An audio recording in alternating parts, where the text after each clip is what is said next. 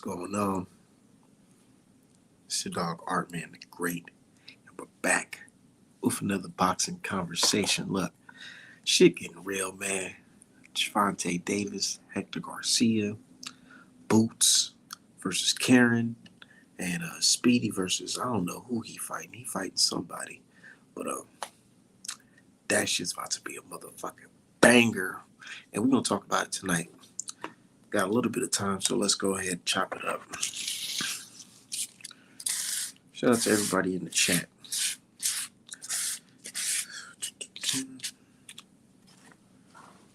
Kind of did like a surprise show. Didn't really tell too many people I was going live. But let me go ahead and post the link. What's going on, D Hive? What's going on? How you doing, man? Shit, I'm doing good, man. I was hyped up watching that press conference today. It was fun energy, man. Yeah, some weird shit that happened, and we need to get to the bottom of it because certain people was mighty quiet when the paperwork dropped, but now all of a sudden that they know they're fighting somebody else, it's time to talk shit, which I found interesting. Who are you talking about, D Hive? You got to speak on it. I'm talking about none other than Rashidi Speedy Ellis. And you know what's funny?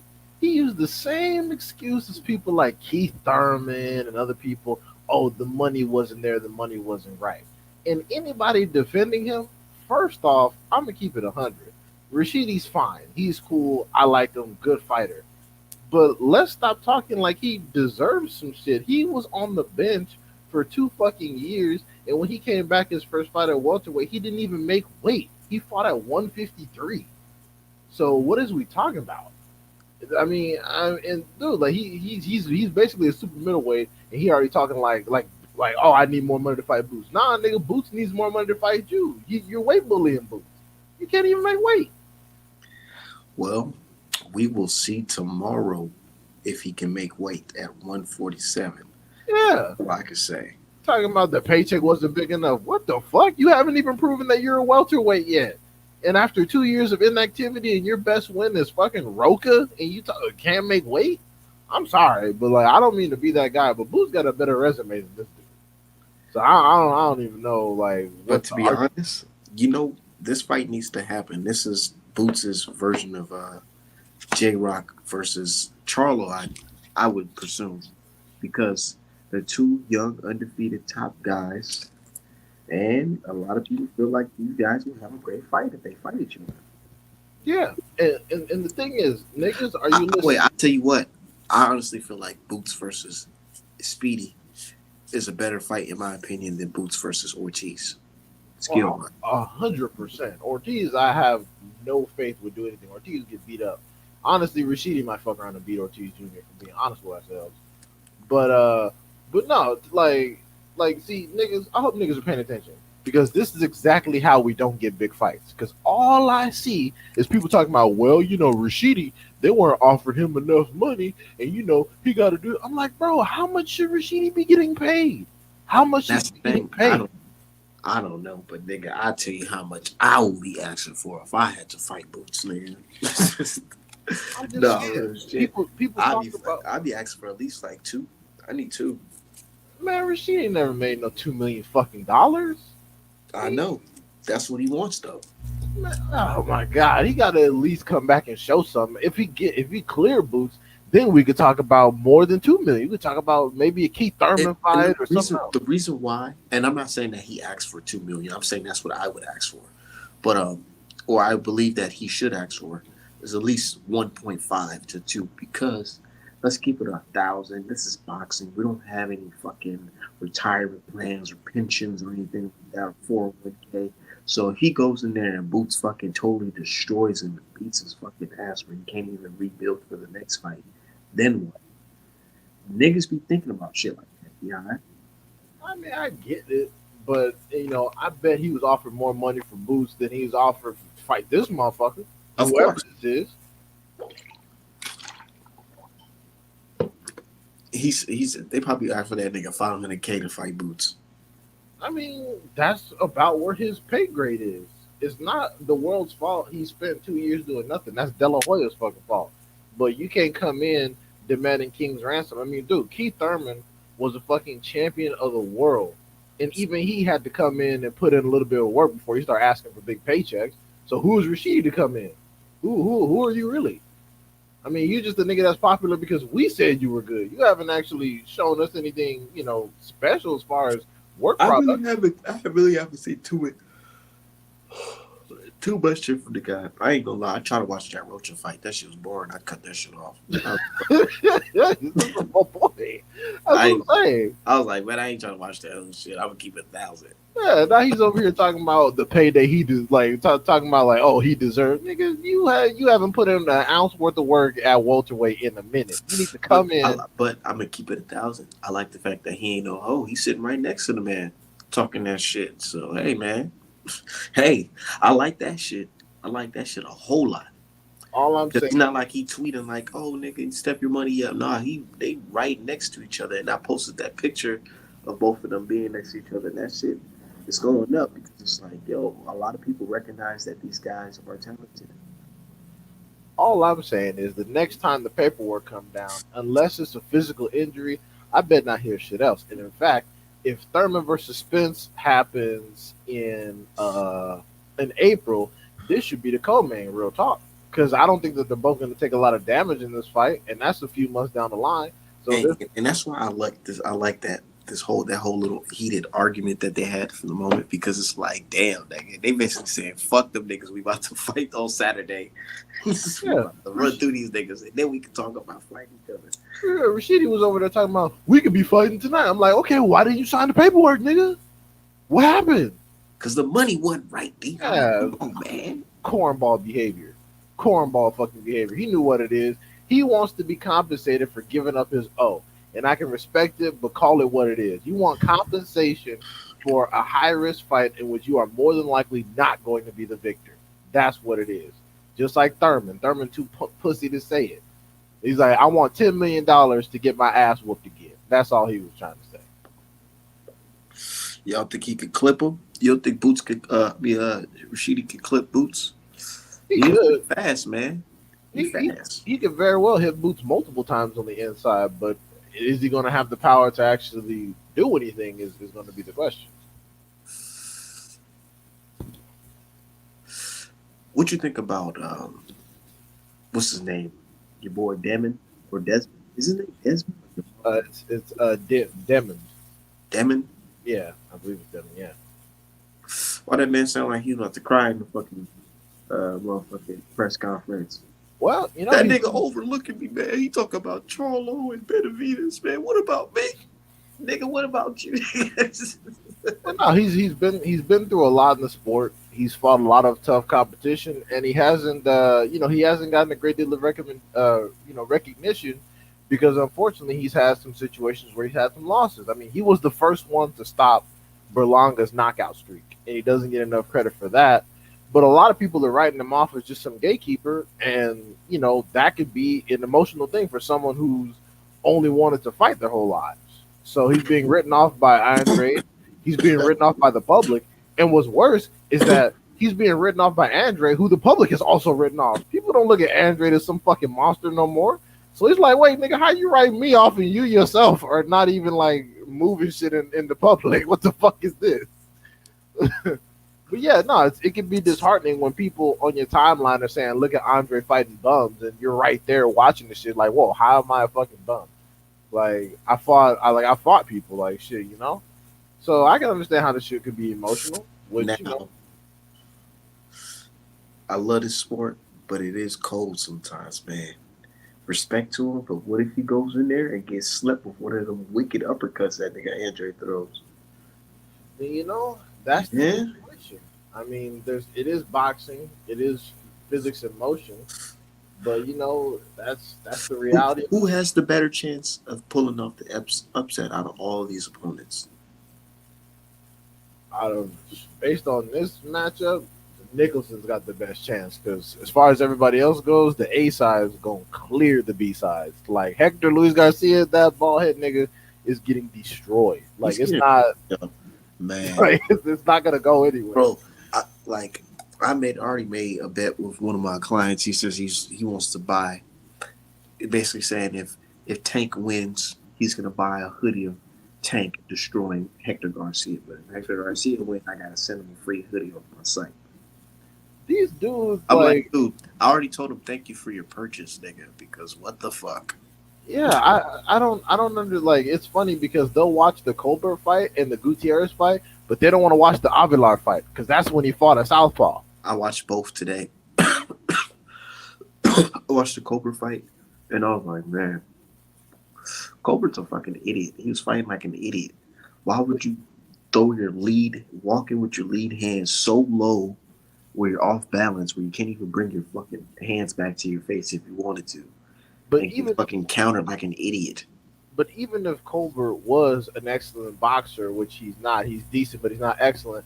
Colbert can't punch. Colbert has 6 knockouts to his name.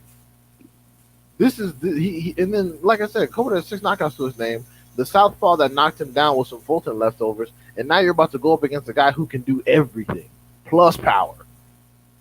Like, And dude, he's done. It's over. I'm like, dude, I've been trying to tell people on Twitter because I don't want to seem like I'm taking away Tank's win, but I'm trying to explain, like, no, you gotta understand. Colbert and Tank are completely different fighters, bro. Like, the fact that he still had it close with Colbert, though, like, come on, bro. Tank, I seen too many, I've seen too many openings in Hector's performance that I know Tank is gonna exploit. I most definitely know. He's gonna counter the fuck out of this guy, and it's gonna be bad. Yeah, like I mean, and it's gonna be funny because you know how they operate with the how do you say machismo and all that. He's gonna come in, try to dog Tank, realize that shit's not sweet at all. Get on his bicycle, Tank gonna get confidence. He gonna start putting his punches together, and then he's just gonna run him down like all the rest of them. Like Barrios, even Barrios had confidence, for a little bit. Like, oh, I'm boxing, I'm boxing. He was listening to dumbass Virgil Hunter. Then he got hit with that shit, and all of a sudden it was like, oh my god.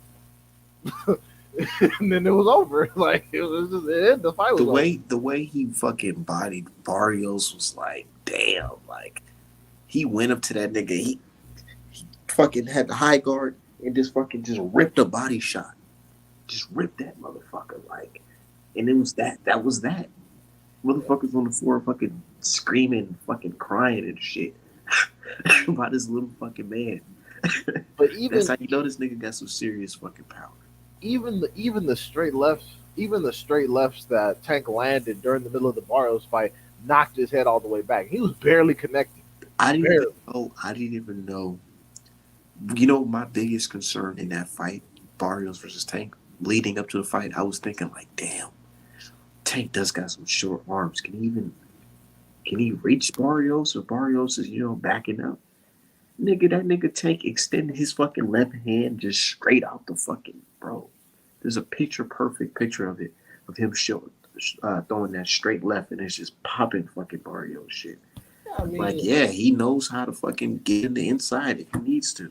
yeah, I mean, and also like with all due respect, not to decrease Tank's win, but he already had a blueprint with Akhmedov. Barrios went fucking life and death with a nigga that like nobody was familiar with in Akhmedov, and he was a short little southpaw. So that's one of the primary reasons why he was such a good opponent because they were like, oh, okay, if this dude could do it, I can definitely do it.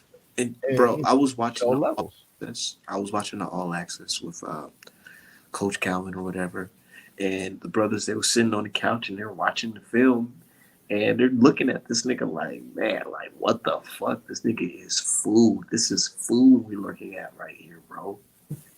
And I understand this is a good opponent. He is, but there's levels to this shit, y'all. And that's another thing I gotta understand. Just because Tank is soft spoken, they be at the house watching film on you dudes. That's how they knew Barrios was good. That's how they knew Barrios was a good opponent because they watched the Akhmedov fight. They were like, oh, okay, well, if Akhmedov can get in here and do this shit, we can go ahead and get this. So y'all gotta stop thinking, oh, Tank is just some power puncher. No, they sitting back watching you dudes fight. They're watching tape. They're reviewing weakness. Tank is what y'all said y'all wanted Wilder to be, right? Right. A guy who not only just has power but knows how to box, right? So why are you guys acting like this guy is not one of the best fighters out here? Mm. I don't know. This guy says uh, Kobe Tank Talk says Tank don't get no credit for me with this fight. Well, that's you. He Okay. get credit for me. Shit. I mean, that's fine. I I mean, ain't saying this ain't no win over Haney or Shakur, but it's a fucking good fight.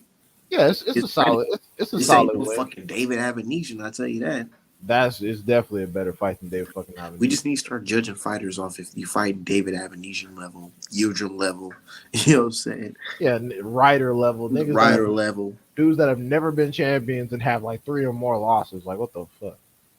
Uh, He's my dude says POK, we in the building. Hell yeah. He said, "What y'all think about Loma saying he need more time for Haney?" That's some sucker shit. cause It he definitely know is. yeah, he's the only reason why Lomachenko is even entertaining this fight is because he knows Devin Haney is having weight issues. It's the one reason why all of a sudden everybody feels confident And pressing. the promotion, the label is basically telling that nigga, "Hey man, we don't got any more fucking unknown 135 pounders to feed you right now. So, Right. nigga, it's either fight Dev, fight motherfucking Shakur Stevenson." And That also and also you can tell that Haney planned to leave Top Rank so far because number one, they're still giving into Lomachenko's demands, and number two, I don't know if y'all saw recently, but Bob Arum basically offered Devin Haney Tiafimo Scout. He said, "Hey, look, if you stay, and you move up to 140, I'll give you Tiafimo. I'll let you have him." So I'm like, mhm. "Oh, these niggas haven't signed the contract yet. Bob out here politicking." I'm like, "You gonna sacrifice Tiafimo like that?" Oh shit. So you can tell that the Haneys really want to leave Top Rank, but Bob is trying to do whatever they can to keep him there. I'm trying to tell people like Bob Arum been in this business for a very long time. He knows the styles. He knows look how many foundational Black Americans has fucking Bob been around? All of them All of them. been So he studying know niggas for years. so he knows what these niggas are capable of. So he's like, man, I gotta have that. I gotta have that nigga Haney on my shit. I gotta have him on my label. I Right. can't let him just run away like that. Hell no. What can And, we do to keep Haney right here on top of it? and one of the things that Bob knows that you motherfuckers don't want to admit is that he understands that Shakur getting the belts off Loma is a hell of a lot easier than him getting the belts off Haney because the reality is Bob Arum is currently not sure if Haney loses to either one. But he knows because Lomachenko throws a lot of punches. He knows he could potentially pull off a robbery with Haney due to their styles, and then just have Shakur clear Loma. Whereas Shakur just got to 135, he just got built up. If you put him in there with Haney and he fuck around and loses, that's you got to rebuild again. And not to mention, if that's the last fight and Haney takes off, you then got Shakur beat up, you got worthless Loma, and the belt's gone. That's a Man, lot of that's a lot of risk. it's A lot of risk. and he's playing. You know, he has a whole team of matchmakers and folks just working on a plan to keep this guy around. But honestly, I don't know. I think Devin might do the free agent thing. I think Devin might have a super fight coming up pretty soon. Fucking lumber fight.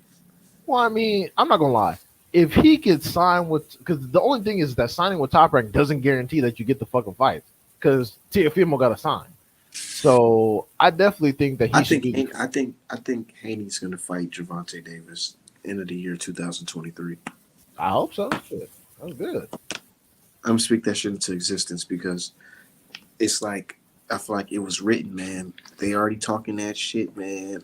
I go to 85 South Show. I see Devin Haney sitting on the couch with them brothers. And he telling them brothers, man, I the fucking it's me versus Tank in that sparring, and I'm whooping them type shit, you know.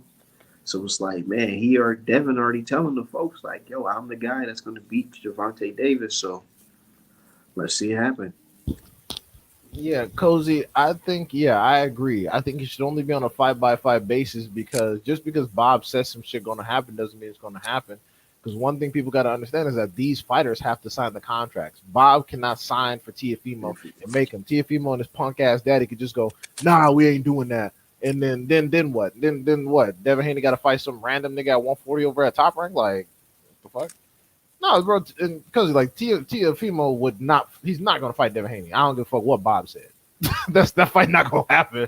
But I just brought up the fact that Bob offered it. He was like, hey, you know what? If you stay with me, I'll let you have Tiafimo after all these years. I'm like, this nigga, you're not gonna sign now. You see how fragile his mental health is. He's not You gonna think fucking sign. you think Devin should fight Regis? Hey, yeah, that's good. Shit. And if Regis can, yeah, I mean, especially if Regis clip Tiafimo, because That'd be Tiafimo, some funny shit. If Devin go in there and snatch that WBC from Regis. What's up? I'm with it. that'd be beautiful. I I'm with it. mean, honestly, I think that Devin Everybody Haney. say, "Oh, he doesn't hit hard, nigga." It don't fucking matter, nigga. This is boxing, not knockout. Nigga, Devin Haney got way better skills than Regis program. I'm gonna keep that 1,000.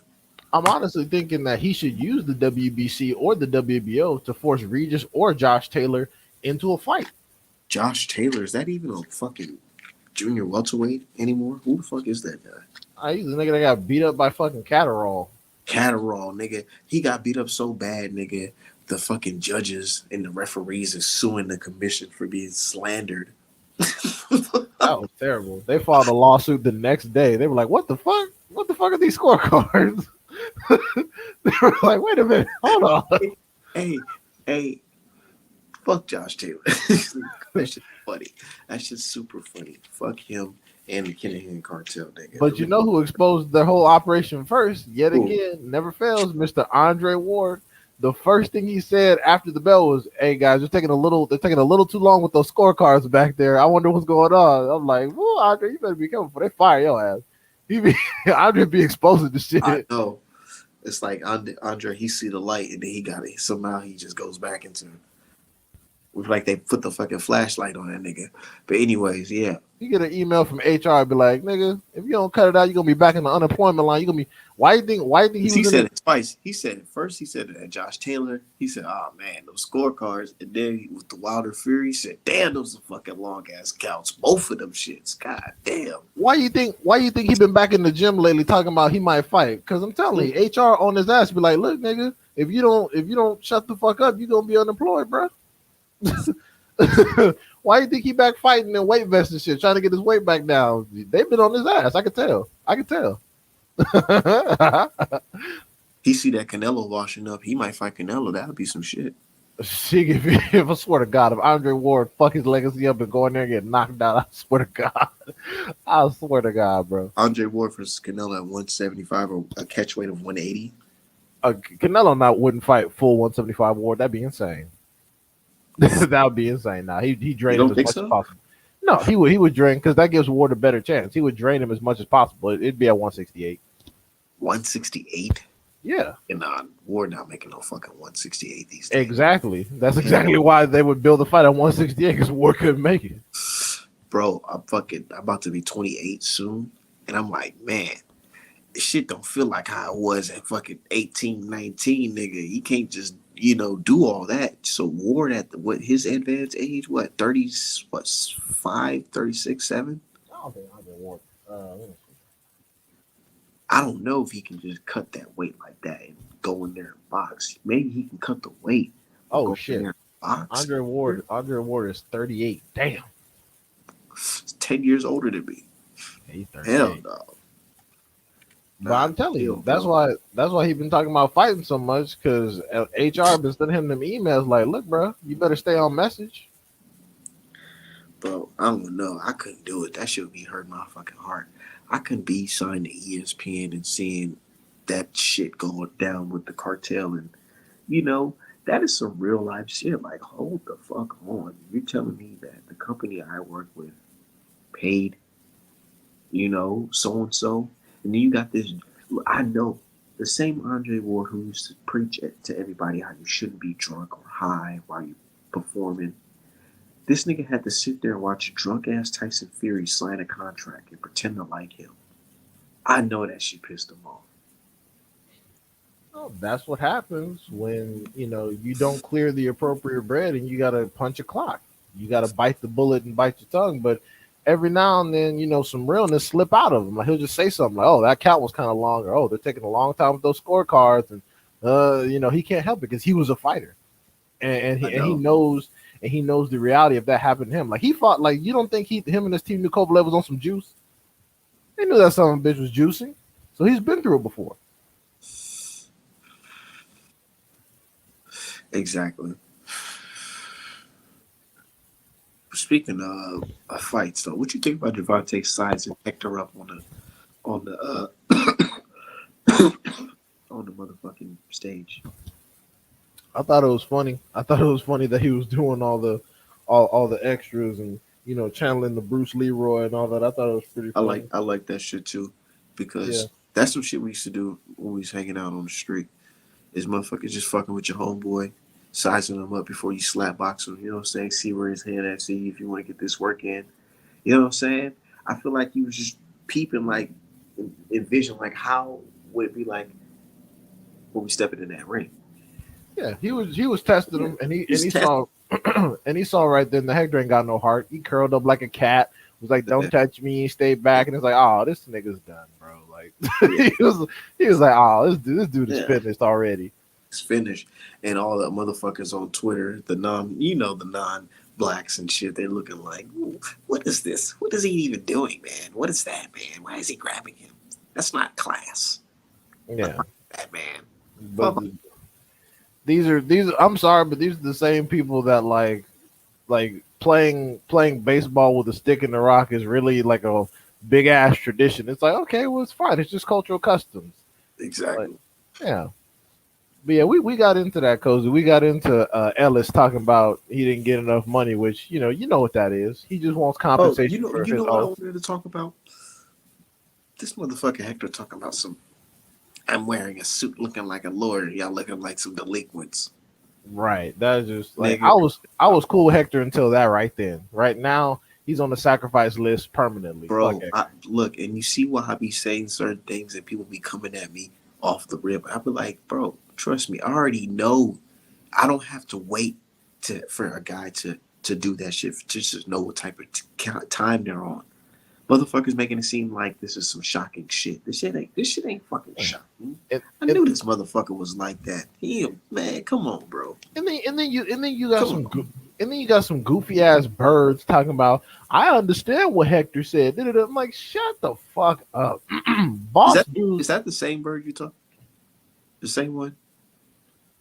It Never mind. was Never mind. well, yeah. Yeah. We're familiar with all these birds, to be honest, because they don't really bring And anything that's the important to the crazy, discourse. bro. I be trying to tell y'all, man. There be people on the low that low key hate niggas like Tank, bro. They hate niggas in general. Not that bird, but another bird. But yeah, No, we it's okay. But I'm just saying, niggas like that hate niggas like Tank and just overall niggas because they don't like the fact that motherfuckers are confident, they're cocky, they're the A side. They don't have to dress up to your standards. They don't have to be politically correct to prove that, hey, I can put asses in fucking seats. Come on, man. Like, and let come on, bro. Tank and his jeans or whatever offer their ass a seat on the private plane. They'll abandon their kids. They'll be the first one over there talking about, oh, look at me, I'm exclusive. I'm getting. These are the same people that be swearing up and down that they want to interview with these people, and then they're gonna talk shit the next day. This is one of the reasons why Tank was talking about being done with boxing, because he literally goes on a space trying to talk to the people, and them same people are slandering him the next goddamn day, talking about we don't owe him no apology and da da da da, even after he was vindicated. And I'm like, see, this is why motherfuckers are skeptical about quoting you and putting you in articles, because it has to pass editorial review, and some of your members are sketchy. Some of them are inconsistent. You gonna swear to God, oh look, I'm so happy to talk to you, and then talk shit the next day. Like, this is why people won't fuck with y'all. That shit's weird, bro. And I'm not even trying to be like no big boxing journalist or anything like that. I'm just a boxing fan, man. You know what I'm saying? That's me. But check this out. Javante Davis is gonna get this guy out of there in like 5 rounds. Honestly, I don't think it's gonna be a long fight. I feel like we should just enjoy the undercard. Yeah, it's gonna be rather quick. I'm thinking Tank in probably 6, to be honest. Because Hector gonna go in there. He gonna feel the power. He gonna get on his bike. He gonna use his jab. He has a long, decent jab, kind of like Pollo. But Tank gonna moving on the high guard, get around that little bullshit, and start putting his hooks together. Yeah, they said they claim that they don't like Tank, talk about him every day in their YouTube videos. Again, I Fucking don't I bitch don't ass, even take. bitch Oh, ass God. Marcos Viegos from fucking Fight Hub. I hate this motherfucker. I really don't like this dude, and I didn't like this nigga from a while ago. Ever since he was talking crazy shit about Wilder, because he's a fucking snake. This nigga will talk all this shit. Oh yeah, I like Tank. He's such a monster in the ring. Blah blah blah blah blah. And then he's making fucking YouTube videos today with his fucking mugshot on it. Like, bro, what the fuck? Like, Yeah, out that's of all the corn. That's corn pictures you could bullshit. have used, you want to use this nigga's mugshot? Why? Why? I, Talk. I I asked Hector in Spanish, what do you think about? What do you think about Tank's resume and his fucking his jail resume? What do you think about that? Like, what the fuck? Meanwhile, while Kovalev was going into a Canelo fight, and while Jojo Diaz was going into a Zepeda fight, absolutely nobody asked about the multiple sex crimes they had allegedly committed. Nobody used their mugshots. Nothing. They don't do that shit. Where are these niggas? You remember everybody was crying foul when I posted fucking Brandon Figueroa's mugshot? Oh, right. Exactly. He was drunk driving, right? Yep. And I was like, oh, shame on him. Shame on him for getting drunk and driving. Niggas was not trying to hear that shit. Yeah. And also, what's the name? Glassjaw. Even those people, number one, the people that you name, they're certified by somebody else. They got put on by somebody else. That's the only reason why people even talk about them. Number two, they still know it's easier to attack black boxers than anybody else. They don't criticize fucking Lomachenko, who's a beltless loser. They don't go after Kovalev because they wouldn't get any points for that. They don't go after Fury because they wouldn't get any points for that. They go after people like Tank because you get points. It's easy. It's easy going after dudes like Tank. It's super easy. So, oh yeah, slapping the living shit out of his wife. But Dana White, of course, gets to use the "she hit me first" excuse. I know, right? That's Exactly. hilarious. Like nowhere else would that fly. But Dana White, because he's Dana White, he gets to use the "oh well, she hit me first, so I take responsibility." But it's all good. It's like, no, it's not all good. You still hit But her. my dude Cozarito said boxing has no barriers to entry, so these so-called journalists get to trash at their no, they get to be trash at their job unchecked. That's true. And that's why I came in the game early saying, like, man, some of these niggas need to get G checked because they just say some crazy ass shit. Like, what the fuck? That's why these dudes block me. No matter what page I make, they block me. They literally go out and find my new page and block me.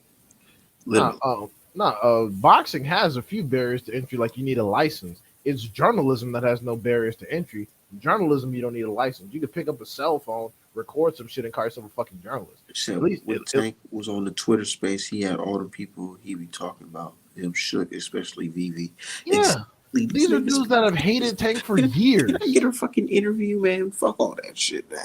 Yeah, these are dudes that have hated him and talk shit about him on the timeline for literal years. And then once they get him in front of him, they pretend, "Oh, hey, hi guys, big fan. So hey, Tank, so you gonna?" It's like, bro, get your fake ass the fuck up out of here. The same thing with Andre. And then they got mad when we pointed out these dudes talking about Andre. Andre doesn't deserve Hey, shit. Beehive, He, you funny as fuck. They do get on that shit. They be like, okay, hey, Tank, so I'm a big fan. Uh, yeah, what do you think about you fighting Monster Nui? Because he's a four division. Nigga, shut the fuck up, you bitch. these dudes You are want to so be fucking fucking boxing journalist? These dudes are so fucking corny and shit. It's so yeah, no, I got you, Cozy. I knew what you were trying to say. I'm just saying, like boxing, you have to have a license and pass a physical and da da da da. With journalism, yeah, any asshole with a cell phone and access to the internet could just instantly become a fucking journalist all of a sudden. That's why you see niggas working overtime, spending 18 hours in the fucking space trying to get a fucking ESPN column. No, nigga. stick to Being your stick lazy to as your regular fuck. job. These fucking all lives matter ass fucking topics, man. Jesus Christ. Like, I never get online thinking, oh, let me not say this because I don't want to offend this person. Nigga, fuck all that. I say what the fuck Yeah. I want to say.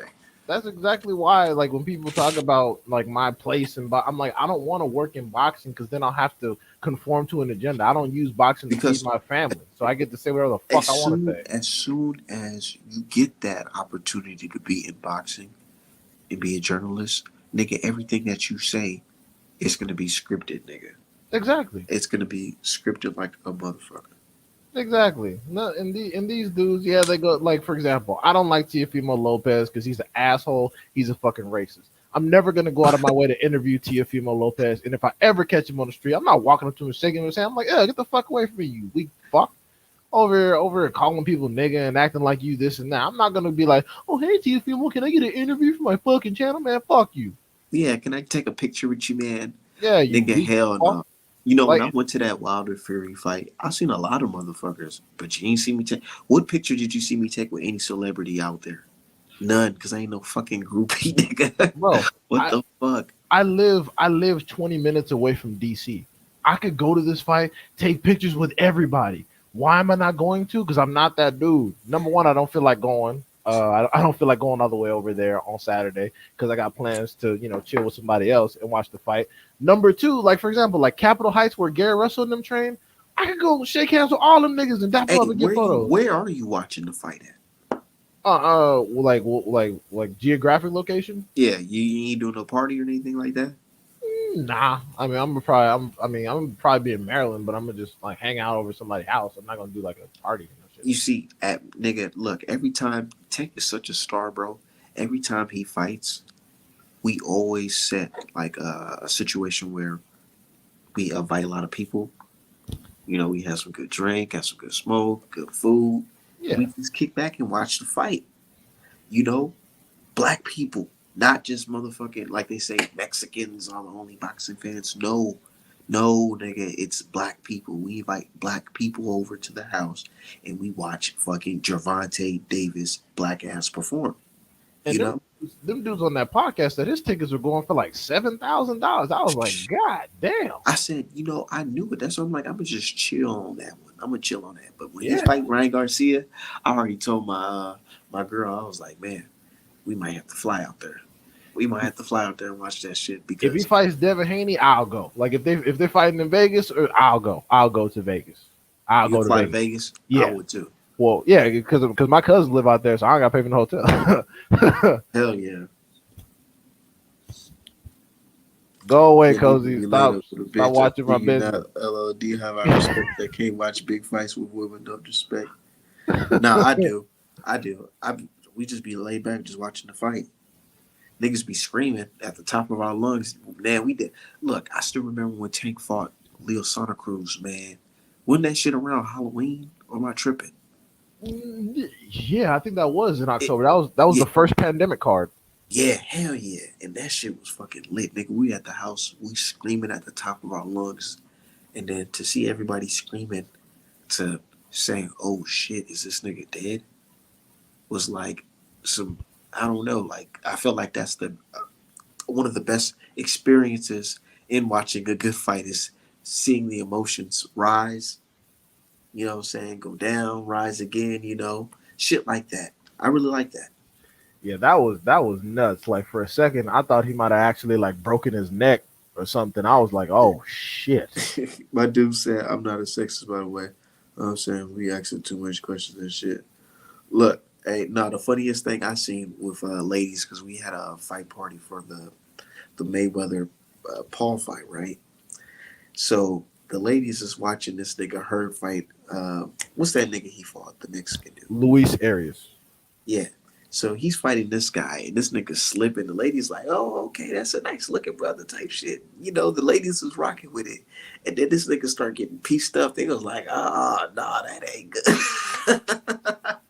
I was like, damn, you got the hoes looking at you crazy on the screen, cuz what the fuck? Because he was losing to he lost to a nobody. Luis Arias was Man, somebody that Danny Jacobs took out. Like, come on, I dog. know, I know. That But was terrible. But her coming back though. Her coming that back. you found a good one. Yeah.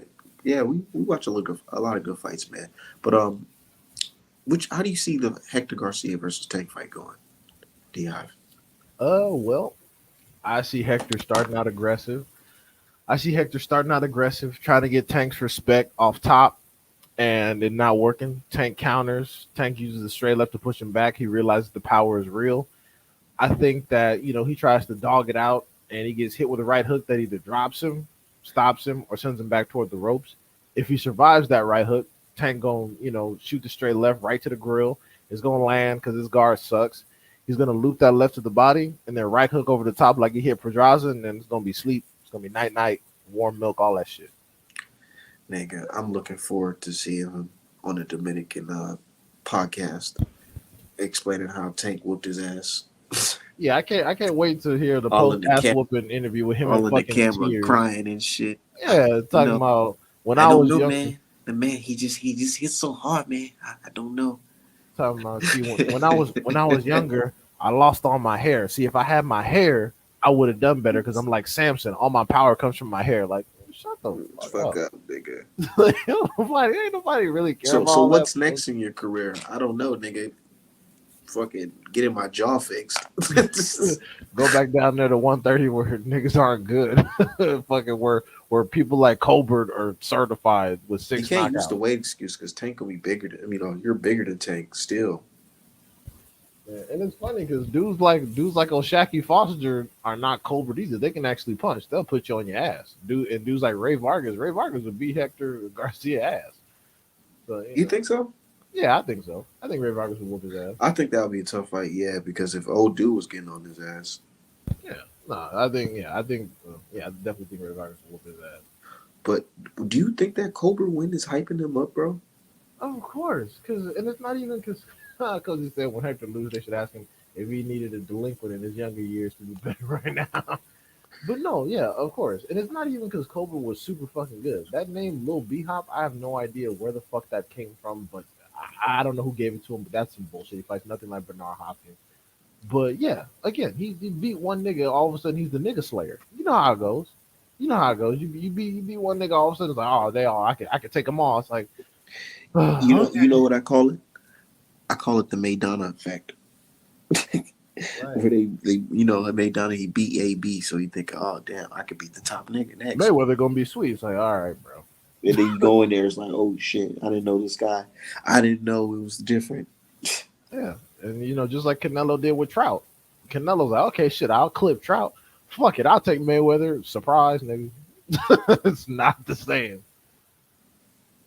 And shit, Mayweather wasn't even southpaw. Mayweather was fucking orthodox and did all I that. ain't gonna lie. That Canelo versus Mayweather, not even just the fact that it's Canelo, but that's one of my favorite Mayweather's fight because he was just so on point, nigga. That was a flawless victory. Yeah, Canelo didn't win the single moment of the fight. He really Single had moment no of the fight. success. It looked a No, lot like Bivol because Canelo only won like 2 rounds against Bivol. the reason why Floyd was worse because Floyd was really just tagging him up. Like every punch was like it was tagging him. Canelo was at least blocking some Bivol punches and shit. Floyd shit was just laser sharp. He was just on point. Yeah, that shit was pathetic. And these niggas, like, I love how boxing media collectively got on game, got on code, and decided to say that Canelo was too young because I remember watching the lead up to the fight, and they're explaining how Floyd is too old and Floyd's past his prime, and Canelo is young and strong. Yeah, Canelo was supposed to be good enough to cause a changing of the guards and beat Mayweather and take his throne, but he was not good enough. That's just the reality of the situation. They were saying, "Oh, Canelo's gonna. It doesn't matter if Floyd does a shoulder roll because Canelo's gonna punch right through the guard." Yeah. I understand. Tiafimo was younger than Lomachenko, and Tiafimo had enough balls to handle business. So, are you all saying that Tiafimo's better than Canelo Alvarez? Mm-hmm. I mean, shit. And Canelo was a unified champ. He had a bunch of championship experience. He had far more fights than Tiafimo, and he was able to handle business. So, that excuse is dumb. Youth is an advantage because y'all can't tell me that he didn't have enough experience. Because then when you try to go back and say, Canelo didn't deserve Mayweather, people will be like, oh well, he was a unified champion, he had lots of experience. Okay then. So was the motherfucker green or was he not green? Uh-huh. Uh-huh.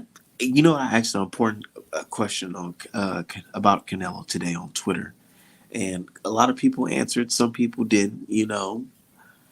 I asked, "Do you think Canelo Alvarez will get knocked out before he retires?" No, because they're not gonna fight nobody worse shit. And you know what? That was like 50% of the answers that I got Yeah, was no, because he's not gonna fight anybody that's gonna even try to knock him out. yeah. They know they've known since they fought Liam Smith and didn't want to fight Andre at 154. They know their limits. They're not gonna get in there with somebody fucking certified. Like I said, they didn't even want to fight Triple G until the public got on their ass.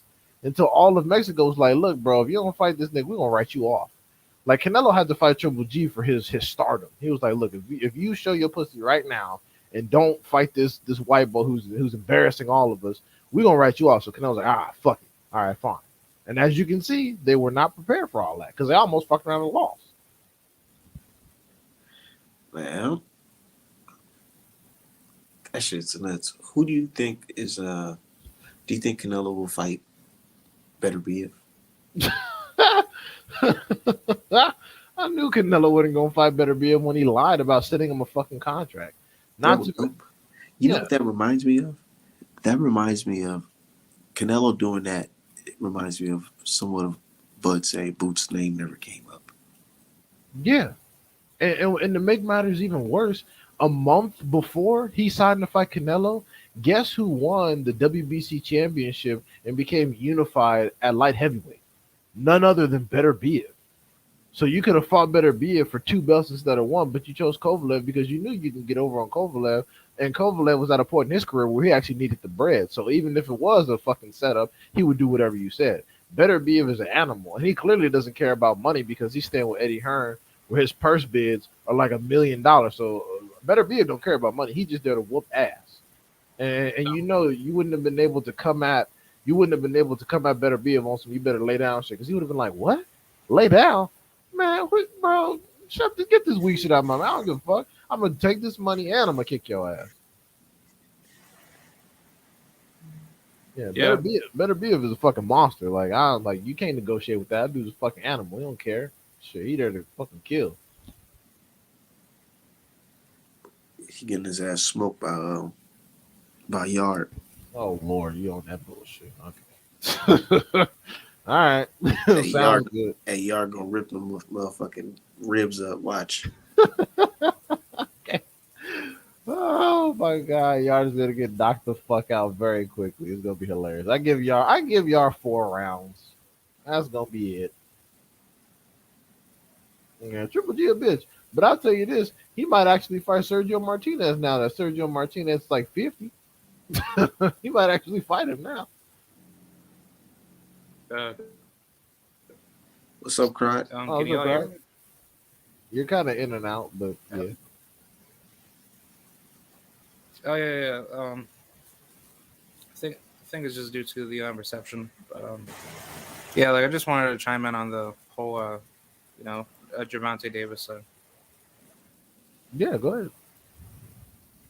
All right. I think Tank is gonna brutally stop Hector. Like I got it in 3, but I think like Hector, like I don't know if y'all are actually catching it, but I think he's thinking that after he beat Chris Colbert, like he's like like the ultimate badass, where he thinks he's just gonna like walk right through Tank. So I think that's just giving him this like weird confidence to think that Gervonta's gonna be like a much easier fight, and it's like um, and I think the other day he said that Colbert was way faster and better than Tank boxing wise, and he believes Gervonta's not on Chris Colbert's level. They don't believe that bullshit. That's a Nah, lie. today on the press conference they started motherfucking they started explaining. They started kissing fucking Tank's ass. Oh, Tank deserves credit. He's such a great fighter. He's such an amazing fighter. Anybody who doesn't think Tank is great, he's great. That's what the coach was saying. He was like basically saying, yeah, your fighter's about to get his ass fucking kicked, bro. Smoked. This You shit is know not it. gonna be competitive. It's really not. It's not. Like niggas, I understand Dominican pride. Hey, support your mans, back your mans, teach your mans how to squabble. That's fantastic. Support them all the way to the end. But even y'all, I'm gonna tell you right now, they're not gonna show any betting slips on this nigga. They're not. They're not. They're stupid. He can't Come do on, bro. shit. He's not gonna do shit. Let's keep it 1,000, man. They ain't about to bet on this motherfucker. They Not at would all. they would never bet any important amount of money on this dude to win. There's not honestly like there are very few people that give an upset possibility against Tank. This is definitely not one of them. If anybody can come up for 130 and do it, should I give? He I said Ray Charles could see Tank is great. Yeah, he was kissing his ass. I'm like, damn, get off his dick, nigga. God damn. Man, maybe O'Shaquie Foster, he could possibly beat him, but I don't think so. Mm, You think O'Shaquie No. Foster gonna beat Ray Vargas? Beehive? oh shit. That's tough. I'm not gonna lie to Oh you. yeah, that fight's February 11th, and Subriel Matias, he's a co-main event. Yeah, I'm. That's Oh, 100. well, Super Matias should be the main if he's fighting these niggas. Anyways, Yeah, yeah, I was just about ready to get pissed off. I don't know how the fuck them two made the main event. But well, I guess because Ray Vargas is coming off that Maxio win, so that makes sense. But yeah, no. That's a tough fight for Oshaki. I think he has the possibility because Ray Vargas can be knocked down. But I'm not gonna lie to you. Even in the rounds where Ray Vargas is knocked down, he usually makes up for the round and is able to win it due to just pure output. So as much as I would like Oshaki to win, I'm gonna edge Ray Vargas by a close ass decision. So Oshaki probably gonna have to put him down multiple times and or stop him. Yeah, Ray Vargas, he has a height and reach advantage over him. And he throws a lot Right. of punches. He throws a lot of punches, but he keeps his hands down. He doesn't protect his chin. So Shaki got a good shot. That's definitely a 50-50. But I'm gonna edge Ray Vargas slightly. And also because I know a lot of opponents don't take Ray Vargas seriously, which is why they lose. A lot of opponents don't do their research. They don't take him serious. They see his knockdowns and they think, okay, it's sweet. And then they get in there and then he's actually faster than what he looks. He's stronger than what he looks, and he neutralizes their game plan. So I've never seen O'Shaquie fight before. Never. really, I only seen him hit the bag. oh no, you got this. One of his fights is, I think, two of Yeah, his he's fights are mad fully good. free on YouTube, so you gotta watch it. Is he good? Yeah, Oshaki is good. Oshaki is I heard Yeah, he got a he's couple definitely losses. talented. yeah, his best win was against that Yakubov guy, and he dropped him and he exposed him. Yeah, he was like one of those undefeated East Euro dudes, and yeah, he came over for Shaki and he looked stupid. Yep. Yeah, just like they get all hyped up when they beat when they beat a fucking black dude. We get all hyped up. One of ours knocks off East Euro dude because they make those dudes seem like Terminators. Then they get over here and look like ass cheeks. Yeah, I think Rakimov, he's gonna lose to actually no, like, because I heard he's Cordina. fighting Joe. Yeah, like I was kind of like going up and up like about it. Like I think Cordina might stop him, but I don't know. That might be like a tough fight, for Cordina because of Cordina. Rakimov. If he, I think Cordina gonna beat his ass, but we'll see. yeah, Cordina, he doesn't have good defense himself either. I mean, Cordina's But yeah, that's fast. He's a better boxer. He's more defensively responsible, and he jabs more. He jabs a hell of a lot more than fucking Rakimov does. And Rakimov was losing to Fusili before he got that KO. So oh yeah, yeah, yeah. yeah, so I think Cordina gonna clear his ass. Can y'all hear Yeah. me? Also, Yeah, we can. Okay, what's yeah. good, Also, Beehive? What's good, Cozy? What's good, Crowd? My fault, man. how's it going? I just wanted to point one more thing. For the other people that are on the come up to get their title shot, I think Lamont Roach, he's up there. Ooh, I think yeah, he's at 130, right? um, yeah, and also Henry Moncho LeBron, he's fighting. Who's he fighting? Who's he fighting? Who's he fighting? He's fighting. Xavier Martinez. He's fighting him in a title eliminator from what I'm hearing too. That's a good So fight. I picked Martinez to win that one, but Lamont Roach is number one for Hector Garcia's WBA belt at 130. yeah, he is. Interesting.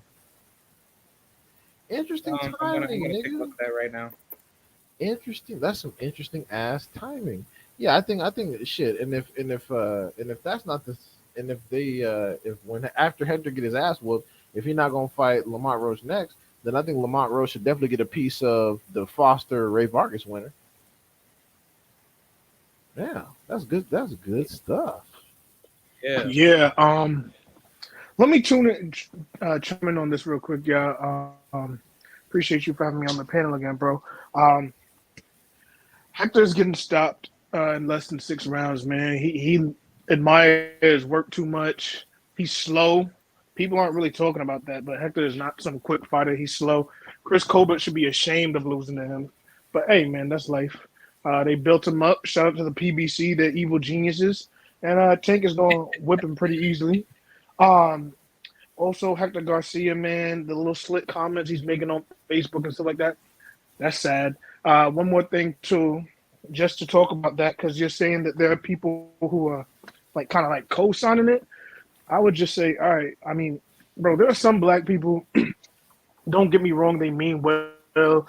They have like conservative views and stuff like that. So they think, it's like traditional old school. You dress to impress, dress for the job you want, all those things, which is all good. But my only thing to them would be one, like they're at a press conference for a boxing match. Who cares what they look like? And then two, what would change if they wore a suit versus what they were wearing? What would the outcome? How would the outcome change? Going forward. I don't think there would be any change. So it's kind of a pointless conversation. Bro, these are birds that don't even have a good relationship with their fathers, their baby daddies, don't have men at all. It's like, I ain't trying to hear what the fuck y'all talking about. And if Tank was handing out press credentials, you hoes would be the first ones in line talking about pick me, pick me. So shut your dumb ass up. Can't stand this is just birds talking bird shit. This is why you got to be careful who you certify. Because, like I said, everyone talking shit was certified by somebody else, whether that be from a pre-existing YouTube channel that put them on, or a space or whatever. None of them actually created their own lane. There were some people that some other people took a little bit of pity on and went ahead and kept putting their name out there. So I was just like, shut all that weak shit up. Like that's the same logic.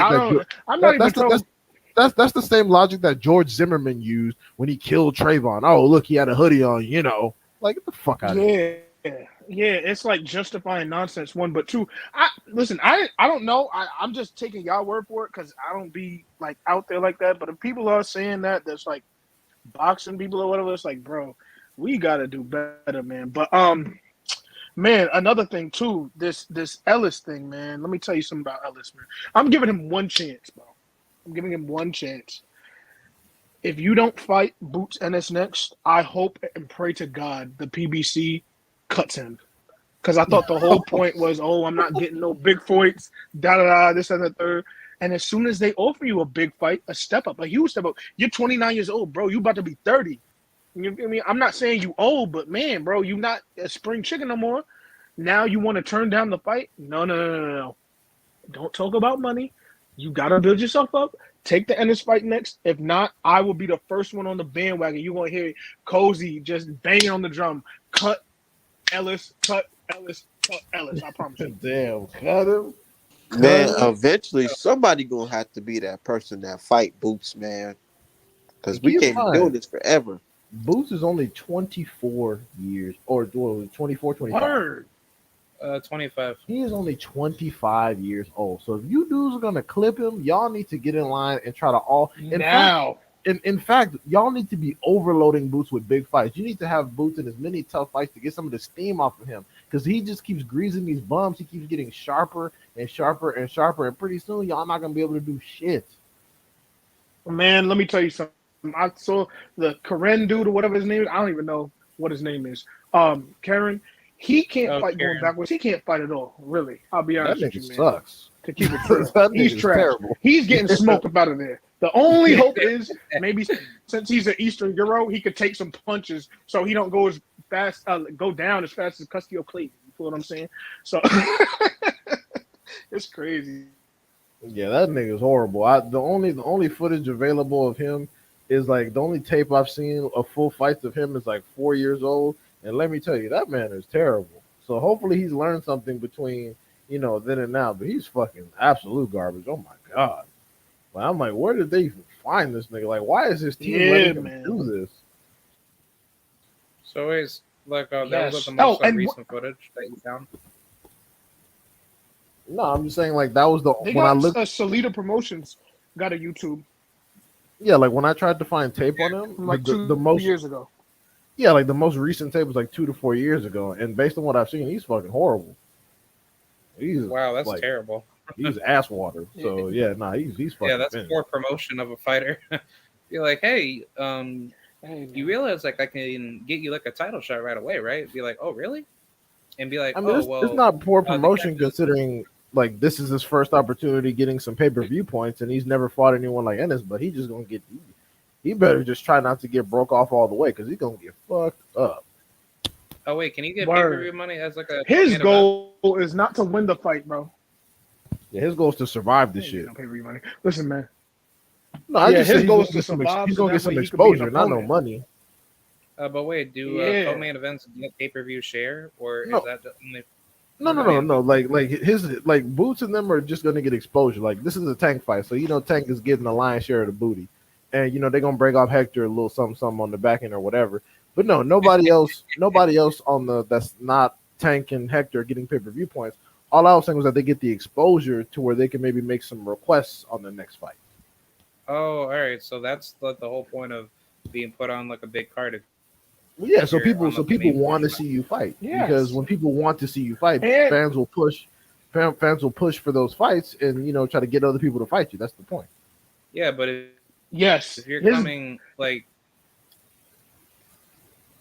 okay, if like you're I was coming just like gonna ask, like if you're coming in as a B side, and let's just say, the odds are heavily stacked against you, and you've never fought anybody to that level of that skill set, and you ended up beating them, does that turn up the tables economically for you? Yes, that's no. exactly. Look, this is what he's saying. What D Hop is saying is, look, this guy has never fought in America. The real money in boxing is in America. You go to fight a guy like Boots Ennis, who's like this young, hot, up and coming prospect. You get in there, maybe you get knocked out ninth, 10th round if you're very lucky and you give it your all. That's great because now you're an opponent for other young and up and coming prospects. Because then you're a test for all these guys. It's a comparison. So, okay, Boots knocked him out in this. So let's see what our guy can do. But they know you're still not a threat. But you get to collect a bunch of checks doing that. You feel me? Yeah, you get Versus just being wherever he's at and getting yeah no money to fight no bodies.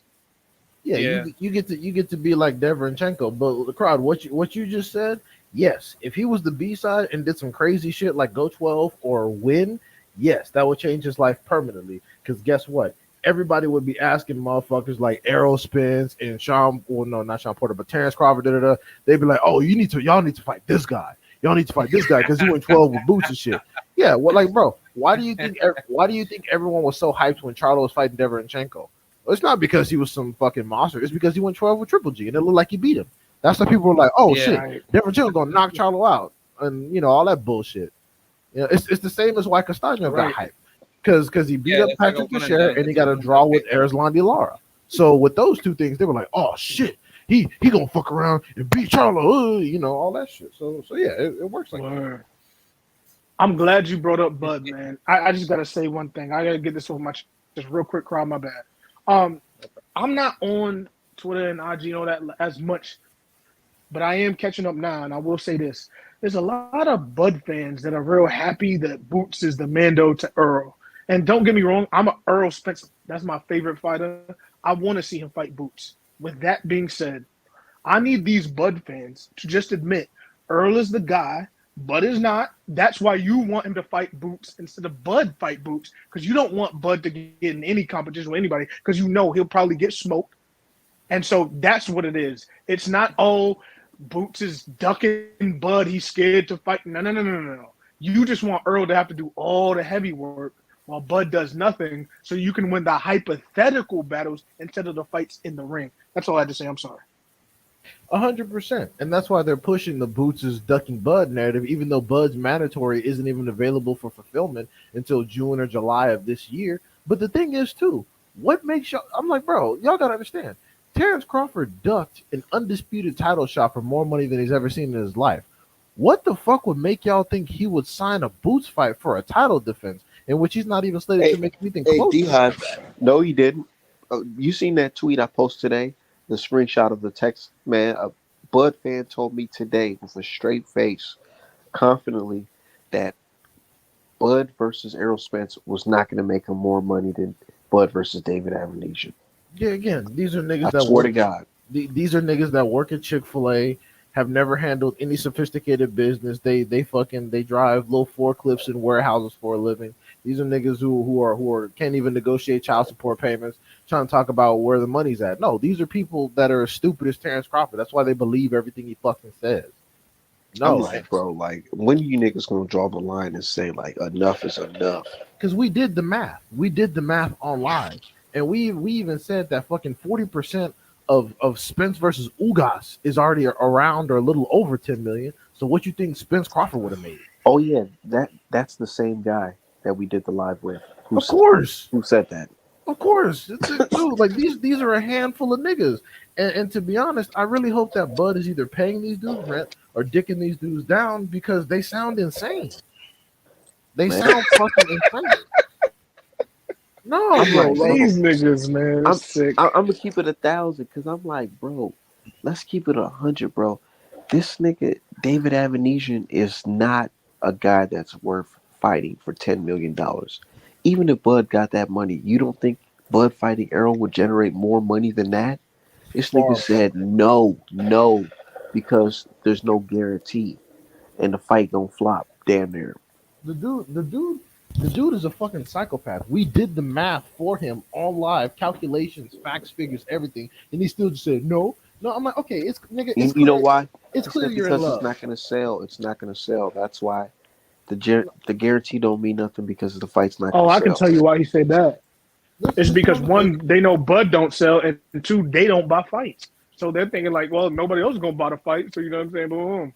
It's like, yeah, thank you. but you got to They get back they on your they don't buy Amazon the truck and drive. You feel me? yeah they don't buy Bud's fights because if Bud was really this ultra mega super duper ultra star, he'd have better pay per view turnouts. Bud fans don't buy Bud fights because they're never excited about who he fights. They're just excited he's gonna stay undefeated. Yeah.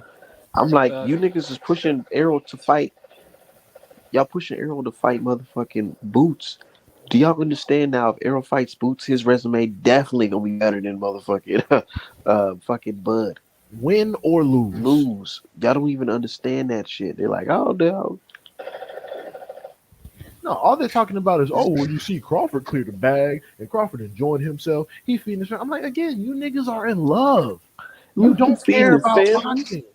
Look at the Yeah. little children. He But like, feeding look, and it pisses me Word. off because I'm like, this motherfucker has never put in an honest day's work in his life. The last prime undefeated opponent he fought was Postal. Postal, bro. What, and And keep in Felix mind, Diaz? you don't even talk about Postal as his best fucking win. He never even brings him up. I'm like, bro, Postal is the single best opponent Nigga, you've he ever went fought out in your his entire way to life. say Ricky Burns is his best win. And Crawford Ricky Burns, bro. Crawford fans didn't even watch Terrence Crawford until the Horn fight.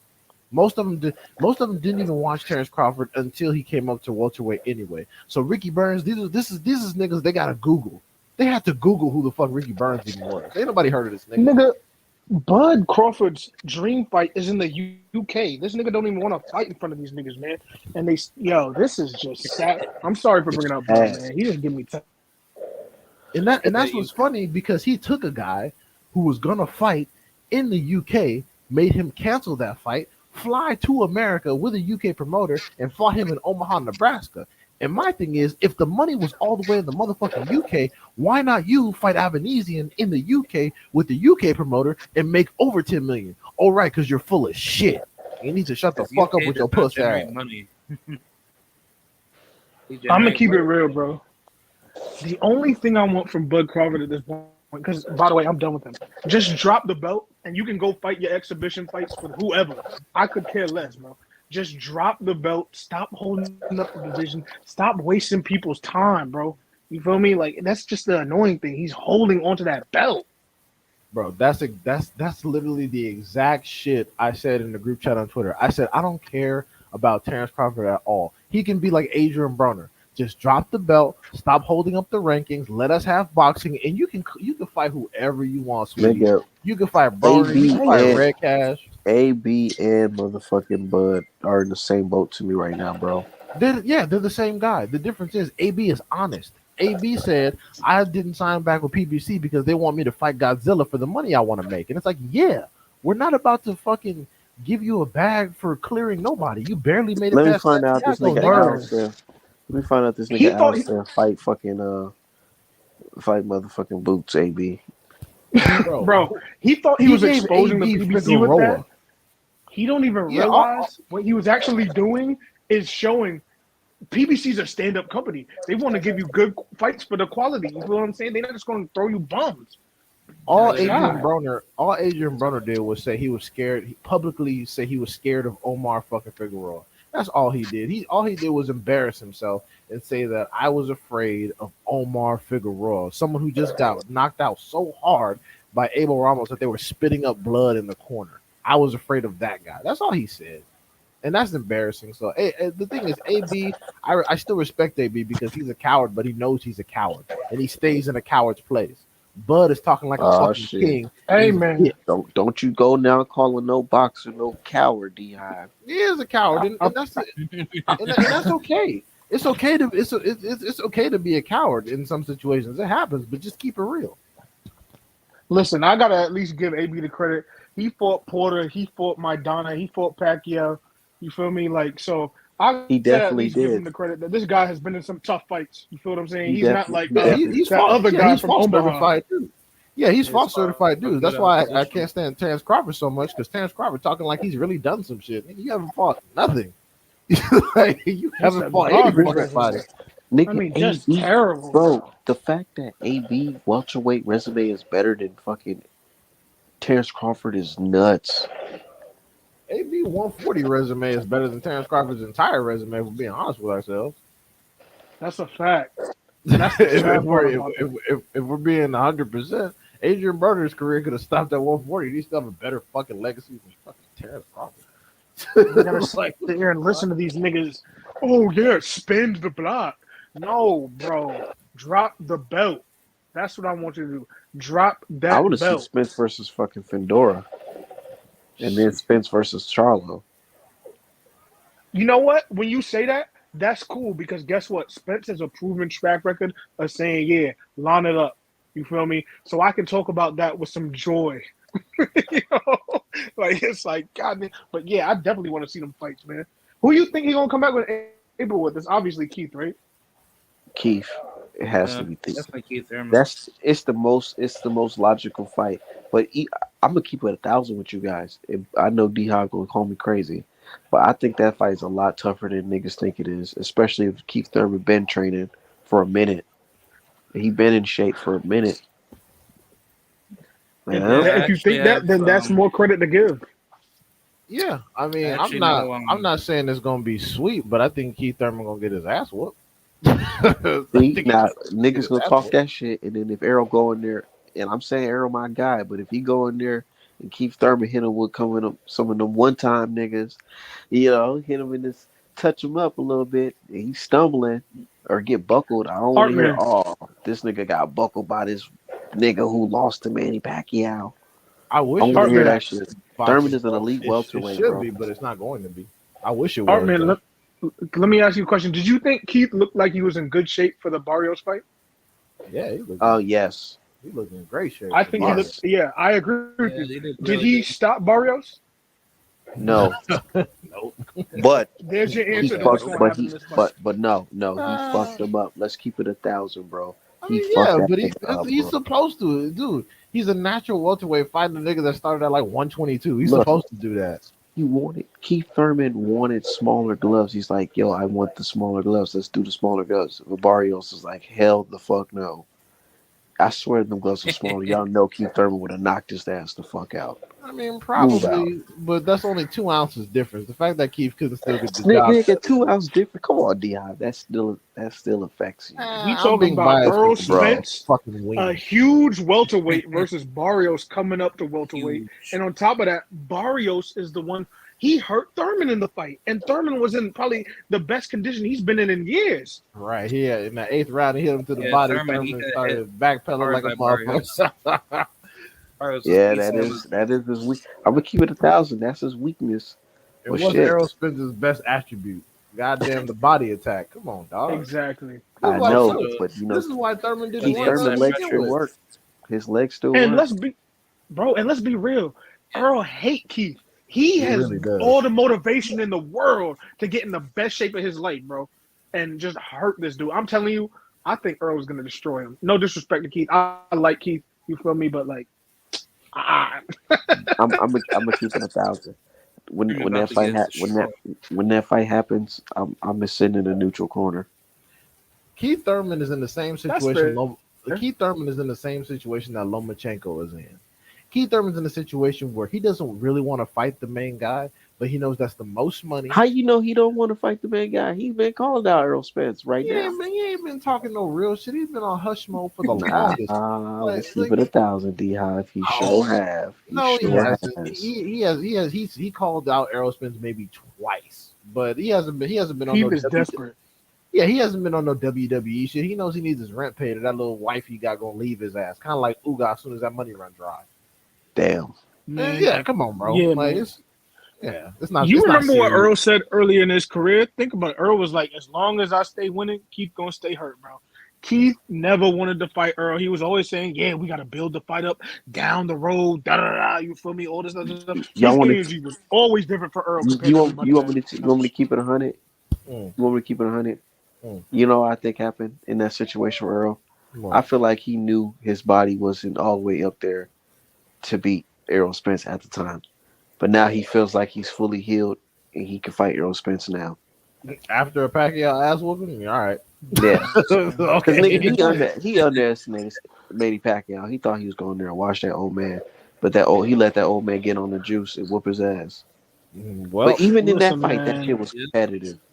yeah, I mean it was a That split wasn't no. Keith, decision, I'm gonna but keep it 1,000. That wasn't no. In that fight, that wasn't no fucking walk in the park. I feel like Keith Thurman man, could. Pacquiao was It could have been a 39, 40 draw. years old. Yeah, that's true. well, Come on, man. I'm gonna keep it 100. If you Let a if you 40-year fail old Pacquiao beat the crap out of you. if you fail at a changing of the guard moment on a sweet Vic like Pacquiao at that moment, you're not beating Errol Spence, bro. Right, bro. Like even Like, come on, man. even when Errol Spence got in the Body ring and is- called out Pacquiao directly to his face, even Pacquiao was like, who let this nigga get close to me? Oh yeah, maybe we can make something happen with the arrow spin. Dude, arrow spin hurting his fucking eye or whatever is like the best thing that could have ever happened to Pacquiao. He wasn't expecting to survive that shit. His life insurance Man. meeting with his attorneys must have been a motherfucker after he Bro. signed that fight. Manny Pacquiao. Yeah, he All said them little prayers. children All the with prayers diabetes. Manny Pacquiao had was working. Because the star is definitely alive for that nigga when it came to Do you know how relieved Alright. Pacquiao was when he found out he was fighting Ugas? He thought that shit was going to be another dub. He was like, "Oh, easy money, shit." And I mean, it didn't work out that way, but he thought that was, oh my god, like, come on, bro. Ugas And Artman, just another damn near thing, closed. real quick, bro. Go ahead, Carl. Go ahead. Oh no. Like I was just gonna say, like Ugas basically, was like a blessing in disguise for him. But then once he, felt that power, his whole like entire eyesight, like damn near got blown out. Yeah, Ugas was Man, crazy bro. as hell. He What- thought what was he was your really going to question? get in there and do something. What was your question, Cozy Rito? No, I was gonna tell you, bro. And think about it too with Keith. Even when Keith was his most active, he was always vulnerable to the body. No disrespect to Keith, he's older now. He's been through more wars, and no amount of consistent training at this point is gonna get his body ready for what Earl Spence You is think gonna do right now, bro. you think he's That's fading? no disrespect to Keith. Yeah, No, man, no. he beyond fading, man. That's always been a weakness, though. I'm not going to lie. Even if, let's be honest with ourselves, even if y'all go back to watch his Luis Collazo fight, Luis was getting on his ass for like 2 rounds of that. Oh my god. Yeah. Yeah. Come on, bro. I actually talked. We said him to, running around Luis the ring. Collazo For after- Yeah, 22 dude. rounds. Come on, dog. Like people, I understand keep his one time, but we gotta look at this nigga objectively. He's always been weak in that department. That's true. That's That's true. How do you think Josecito Lopez, his garbage ass, opened him up for that left hook that made Steve Willis go, "Ooh shit"? Yeah. Like, come on, dog. Yeah. Yeah, But Thurman, but you Thurman said, got works. yeah, that is gonna be a good fight though. Y'all, you're hella convincing. I'm gonna keep it 100. I ain't saying that Errol Spence can't win that fight. Come on now. I'm just saying I feel like it's gonna be a lot competitive than people think I it's feel gonna you be. Dude, because if he Keith. Listen, clears one time, that's Hall of Fame status. Whole thing. that's what I was gonna say. Because Keith, regardless of what I'm saying right now, Keith in his prime was a real dynamic fighter. That I always felt the style would give Earl a few problems just because of the way he throws his punches and jumps in and out and stuff like that. I always thought Earl was gonna beat him and stop him. But I'm just saying I understand where people are coming from when they talk about that style matchup. You know, I'll tell you this: if Keith Thurman was Bud's first fight at welterweight, that shit might have gone left. Oh yeah, hell yeah. definitely. Yeah, but of course, Don't let the Buff answer that shit. yeah, but of course you got. With how slow Bud start. Because do y'all remember? No. Do y'all remember early last year? This springtime last year when there was a rumor going around that Bud was gonna fight Keith Thurman instead of Errol Spence. All the niggas' panties was soaking wet. They were like, "Oh my God, yes, finally, Bud's gonna stop Keith before Errol Spence." Da da da da da. Meanwhile, they said if Errol Spence fights anybody else, including Keith Thurman, that's a dub. This is the shit I be talking about. This is why I don't take the niggas serious. Like, Bro, I don't take these niggas serious. They said boycott Errol Spence versus Yugas, bro. that's true. They said that as well. They said don't want These niggas would. On top of that, they said that These that the ticket prices would be like a $40. That's too expensive for Buff fans anyway, so they don't get to have a fucking way opinion. too. Yeah, man. These Almost niggas would say that if Earl fought Boots, that he'd be Duggan Bud, bro. So you can't really take Bro, nothing they they say already serious. shitting on Boots, bro. They're shitting on Boots. They're already Who has he beat? Who has he beat? yeah. If Earl beats him, they gonna say, "Oh, you beat a contender." So what? And let me clarify that situation. So Boots is the number 2 for the WBO. Virgil Ortiz Jr. is the number 1. Virgil Ortiz Jr. is going the WBA route. As of this month, Boots has dropped out of the WBA route to focus on the IBF, and he's still active in the WBO, but he's still not ranked number 1. That's number 1. Number 2, he cannot successfully petition Crawford until June or July. Is he supposed to stay inactive? Is he not supposed to fight anyone? Is he supposed to give up his place for a number 1 slot, for a number 2 slot? No, none of that makes any fucking sense. Not to mention, y'all are already saying that Errol Spence Jr. is aging out Crawford. What the fuck do you think Boots gonna do? Boots is 25 years old and has no injuries. Y'all are delusional, and y'all know that he will smoke he'll smoke Bud. Bud will be These destroyed. niggas, they know that, bro. That's why these niggas, they want him to fight another bum, a nobody, to get to 40-0. They're gonna talk about how he's undefeated, all the accolades. He got undisputed before Earl. Da da da. He's a Hall of Famer. And that's what they want. That's all they want. They want him to be the first. They want him to be the first person to stop Adrian Broner, so they can say he's the first person to stop Adrian Broner. Bro, remember I was saying that shit? Bro, a lot of fights that I low key joke about somehow come into fruition. Like I said, I was joking about Canelo fighting John Ryder, and now that shit's about to that's just like damn near about to be the next fight. And then I said, man, I wouldn't be surprised if BLK line up fucking Bud versus AB, bro. That's the only reason they brought AB over there, to be a sacrifice to Bud, because they know Bud's never fought anybody. They know that's all they're gonna do is give this nigga people's leftovers. Porter is now his most notable opponent. And he gonna say, "Oh, he the first to stop AB," a nigga that's been drinking his ass off for the last fucking 5-10 years. Did y'all see the video of AB doing his little 5-mile run? He looks like everybody. He looked like he was about to take a shit. Come on, man. Yo, this guy is not serious no more. He's washed up. And I like AB, but yo. You know the uncle at the barbecue in the sandals with the toes out that burns all the meat? That's now Adrian Broner's like standard look. Like he's a nigga that cannot be trusted around the purses, because he's gonna rifle through them and try to find as much money as possible so he can go to the fucking gas station. Like, this nigga's finished, bro. He was scared of fucking Omar Figueroa at welterweight. He cut down. He's fighting Ivan fucking Medcash. Like, get this nigga out my face, dog. Like, this dude is done. Bro, I swear to God. I ain't trying to hear this bullshit. nigga's out of here. Oh my god. Bro, AB winning that fight with what's that dude? That random ass dude, and had a tough ass fight. Damn near robbed that nigga. Yeah. Yeah, And then stop. Gary Russell went in there and fucking demolished this nigga in like Yeah, 2 seconds. one punch stopped his ass like Spence did Ocampo. Just blap out of here. And I'm Can like, AB can well not AB, can Bud at least fight Regis? Do you think he would fight Regis? Yeah, hell no. he would fight bringing Regis up for 140. Yeah, he'd fight Regis. I mean, damn, at least that would be a fight I would watch, even though I know he's favored, which is why I said Regis, because I'm like, all right, I got to think about somebody who he'd have an advantage against. But at least I would want to watch that over what he gives us. No, yeah, he'd have no problem fighting Regis. Yeah, he'd have no problem fighting Regis. Bringing up for 140, never fought a day at bro, it's so 147 in your crazy, life. D I remember asking D-Hive on the channel, I said, bro, if I really thought that Bud was cornered, like he has no choice but to fight Errol. Because I'm like, who is Bud gonna fight next if he don't fight Errol? Nigga, David Avenesia was the last nigga on my mind, bro. And the fact that niggas justified that shit is scary, bro. You dude, the Bro. like I keep reminding people, the cherry picking game was so strong. They picked a nigga that already had a fight in November, made him cancel his fight to take this My fight. God.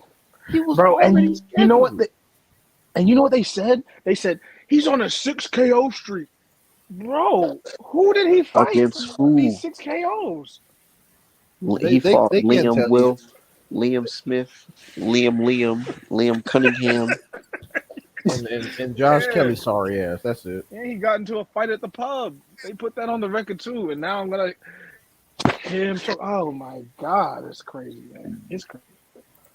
Like I said, these dudes are in love. They are infatuated with Bud. I don't understand what these dudes gain or lose by Bud just being a fucking weenie. Why can't y'all just say Bud duck? Like he's not paying you. Well, maybe he is. Like I said, I hope he's paying you or giving you dudes the dick of your lives because all this energy makes no sense for Terrence Crawford. He's just one guy. Hubble telescope. Thurman hasn't been stopped to the body. We're saying he's been hurt to the body multiple times, bro. Like, let's be real. Like, let's not front like that's not a weakness. He'll get stopped to the body fucking with Spence. Word. Yeah, we're not Bud saying and that. Cody Crowley. That would have been better than Avenesian. At least Cody Crowley's fucking hasn't had his ass beat. Avenesian's been fucking brutally stopped before. Right. I mean, Cody Crowley. Did y'all see um, did y'all see Boo Boo and Nicholson get into it a little bit at the press conference? Yeah, I saw it. You know, Yeah, I saw that. people call it Nicholson a Yeah, bum. we was talking about that. That nigga Nicholson was like, "Why you overlooking me, man?" Don't Nigga, you do got that. knocked down 4 times by Berlanga. That's why. Hey, but he went the distance though now, didn't he? Now that's a fact, Yeah, and that's I don't want to knock him. I like the energy. I was just saying, there's a reason why these niggas. Me Oh, too. fuck you. Me too. But- Somebody said I was hating. I was like, nah, I'm not hating. I like that shit. It's just funny because it's like he really on here pleading his case. Like, man, you better go in there and show us that you worthy, nigga. Because if you go in there and get your ass whooped after saying you all emotional and shit, it's gonna be bad. And I think DC is Especially his if Andre hit him hometown with one of too. them uppercuts. Yeah. That weird ass. Stephen Pope Polo said he uppercut. rolling for Demon. See, I told you Steven be playing both sides. I want a good fight. I'm A good fight. I'm So, rooting for Demon Nicholson too. He has a good opportunity. I mean, Nah, I he's been, think Andre got it because I Yeah. want to see Andre versus fucking Charlo. I Or think Andre. Nicholson can get the upset. if Andre signs the fucking fight, because every time Andre get a Charlo fight, it seemed like all of a sudden the money's not good. So what the fuck? right. Andre, and first of all, the fact that Andre's still talking about Canelo means he's not focused on Charlo for real. So until he stops talking about Canelo and actually gets on somebody's ass and presses Charlo about some stuff, I ain't trying to hear that bullshit. I'll give him credit though, D-Hop. He did say on an interview I just watched, he said, fuck Canelo. He want Charlo. So It's about that time. was energy I finally wanted to hear. You feel what I'm saying? Because, yeah, I agree with you. Yeah, it's about damn time. 'Cause, Yeah, I like when fighters say that type of shit. I Yeah. definitely do. Yeah, again, I'm exhausted hearing you talk about Canelo's this, Canelo's that, bro. He said he didn't want to fight you years ago. Let the shit go. Let the shit go. I know. You never gonna get the pussy. It's over with. I would be annoyed if they kept on asking me about fucking Canelo. Dude, like keep crying about this one. He's one fucking guy, and we already know why he's not gonna fight you. You're a weird, slick southpaw, and your style is very hard to counteract because you do a lot of weird, unorthodox shit. We understand. Now move Right, on. bro. Hey, I If noticed though, media didn't talk about Canelo's sparring partner saying that Canelo quit after 3 rounds because he was gassed. And they're not going to because mm. Canelo fucking have their jobs. He'd be like, I don't want this motherfucker commentating anymore. Because Canelo fucked Wait, around. what happened, Artman? So a guy that sparred Canelo, and he's on tape sparring Canelo. He said, "Yeah, when I sparred him, I'm thinking I'm about to get some world class sparring with one of the best." He said, "This nigga Canelo was like, man, I'm tired." In like the third round, that was that. Yeah, you're talking about like Ahmed Ali Bali. Yeah, and then nobody ever said, "Nigga, you're lying." Isn't that a dude that Badu Jack fucking smoked and like around? I don't know who this nigga is. He's a Egyptian looking like what, light heavyweight or super middleweight, right? Yeah, didn't no, I'm saying didn't he get smoked by like Badu Jack or Don Stevenson or one of them dudes? No, he lost to Jean Pascal. That was Oh back. yeah, Yeah, that was Pascal's back fucking in the smoked. past of what he brought up. Right. Yeah. But he said he sparred him prior to the Bivol fight, and it was like that. Canelo was gassed, Well, that's and I believe it because I'm like, okay, he said he was gassed, and then you go to the fight, and what the fuck he looked like? He was gassed Wait, what fight was this before? Plant or Bivol? before the Bivol fight. Yeah, Before the Bivol fight. Mm. yeah, makes a lot of sense. Sound like They look they shit. trying to put the nigga out there to make some excuses for him. That's what it sound like, motherfucker. I'm not I buying really, that shit. I really Also, Hey, Cozy, I didn't nah, ask you you. good. I didn't What's ask up? you. Do you think Canelo will retire with a TKO or a KO loss on his record? I don't think he'll ever fight Bivol. I don't think he'll ever fight the 175. I don't think he'll fight Benavidez. No, they're not gonna put him in there with somebody who could knock him out. I'm gonna keep it And real you with you, see that? bro. You see So what's so no. fucked up, bro? That's literally everybody's answer, bro.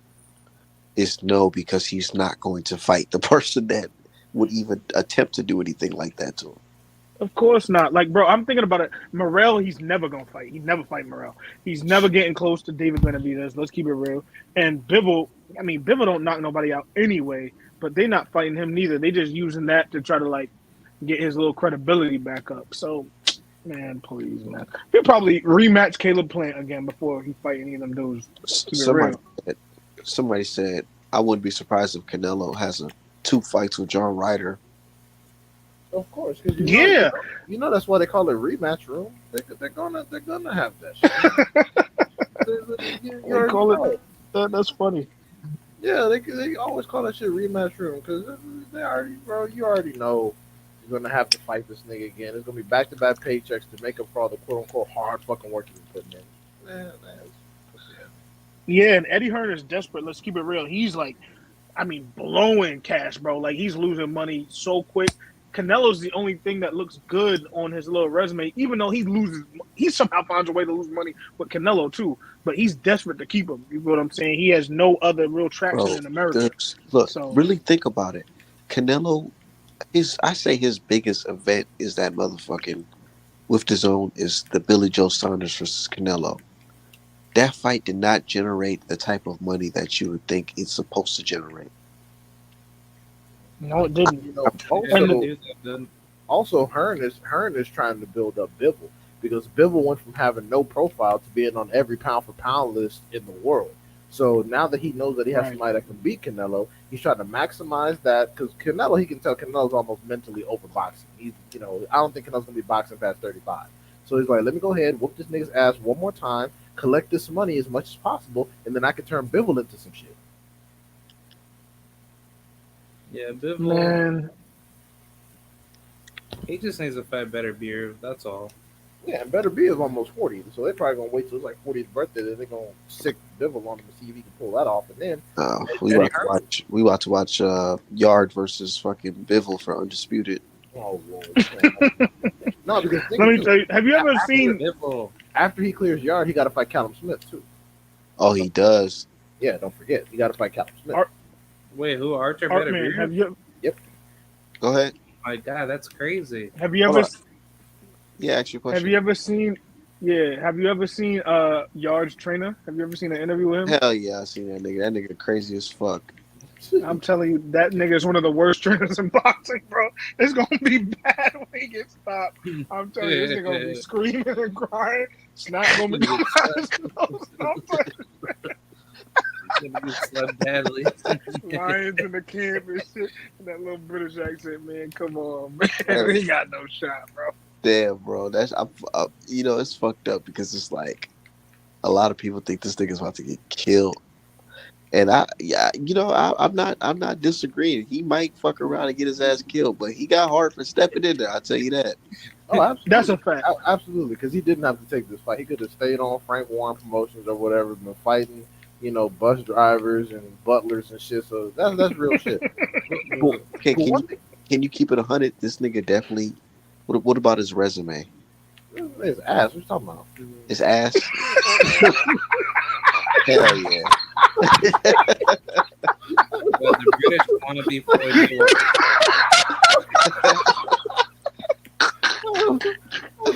Hey, I've never heard of London Arthur in my life until this nigga lost to him. I was just gonna say, this nigga fought 2 fights. What are we talking about? Look, that shit was crazy as hell. I was like, bro, you really lost to this nigga by a jab?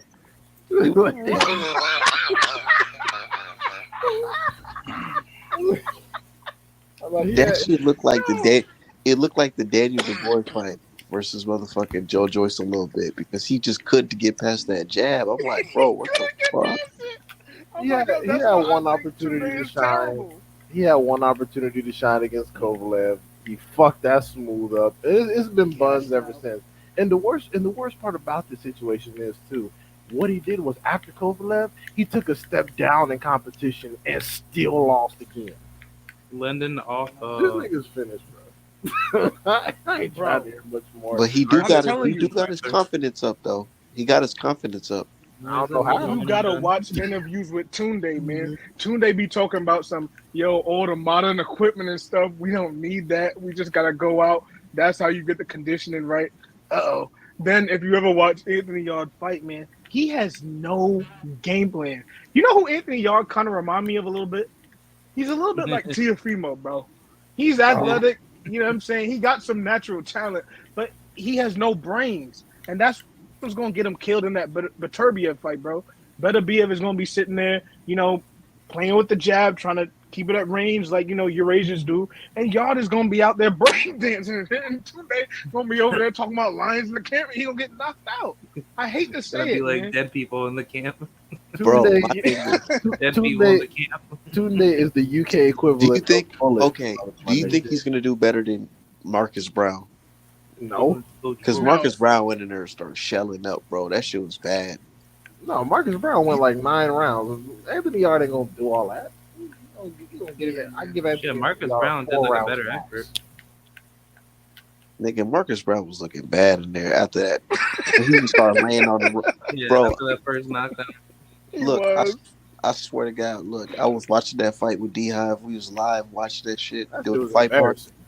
Bro, we went from turning up to like a moment of silence, bro, because I'm like, oh my God. I'll never forgive Marcus Brown for that bullshit, you son of a bitch. How dare you get in there? You got this motherfucker blind, blood in both eyes, and you sitting over there on the jab, backpedaling, laying on the your punches together like a fucking that fight had me stressed out. Marcus Brown, he just gave that shit up. Nigga, I'm rolling up back to back, just looking at this shit like, damn. Send that nigga to the hospital, bro. I will say this: Yard will try to knock Beterbiev out, bro. He Oh, will He ain't got try. no choice. He ain't got no choice. Yeah, but Terviev, he got a good chin.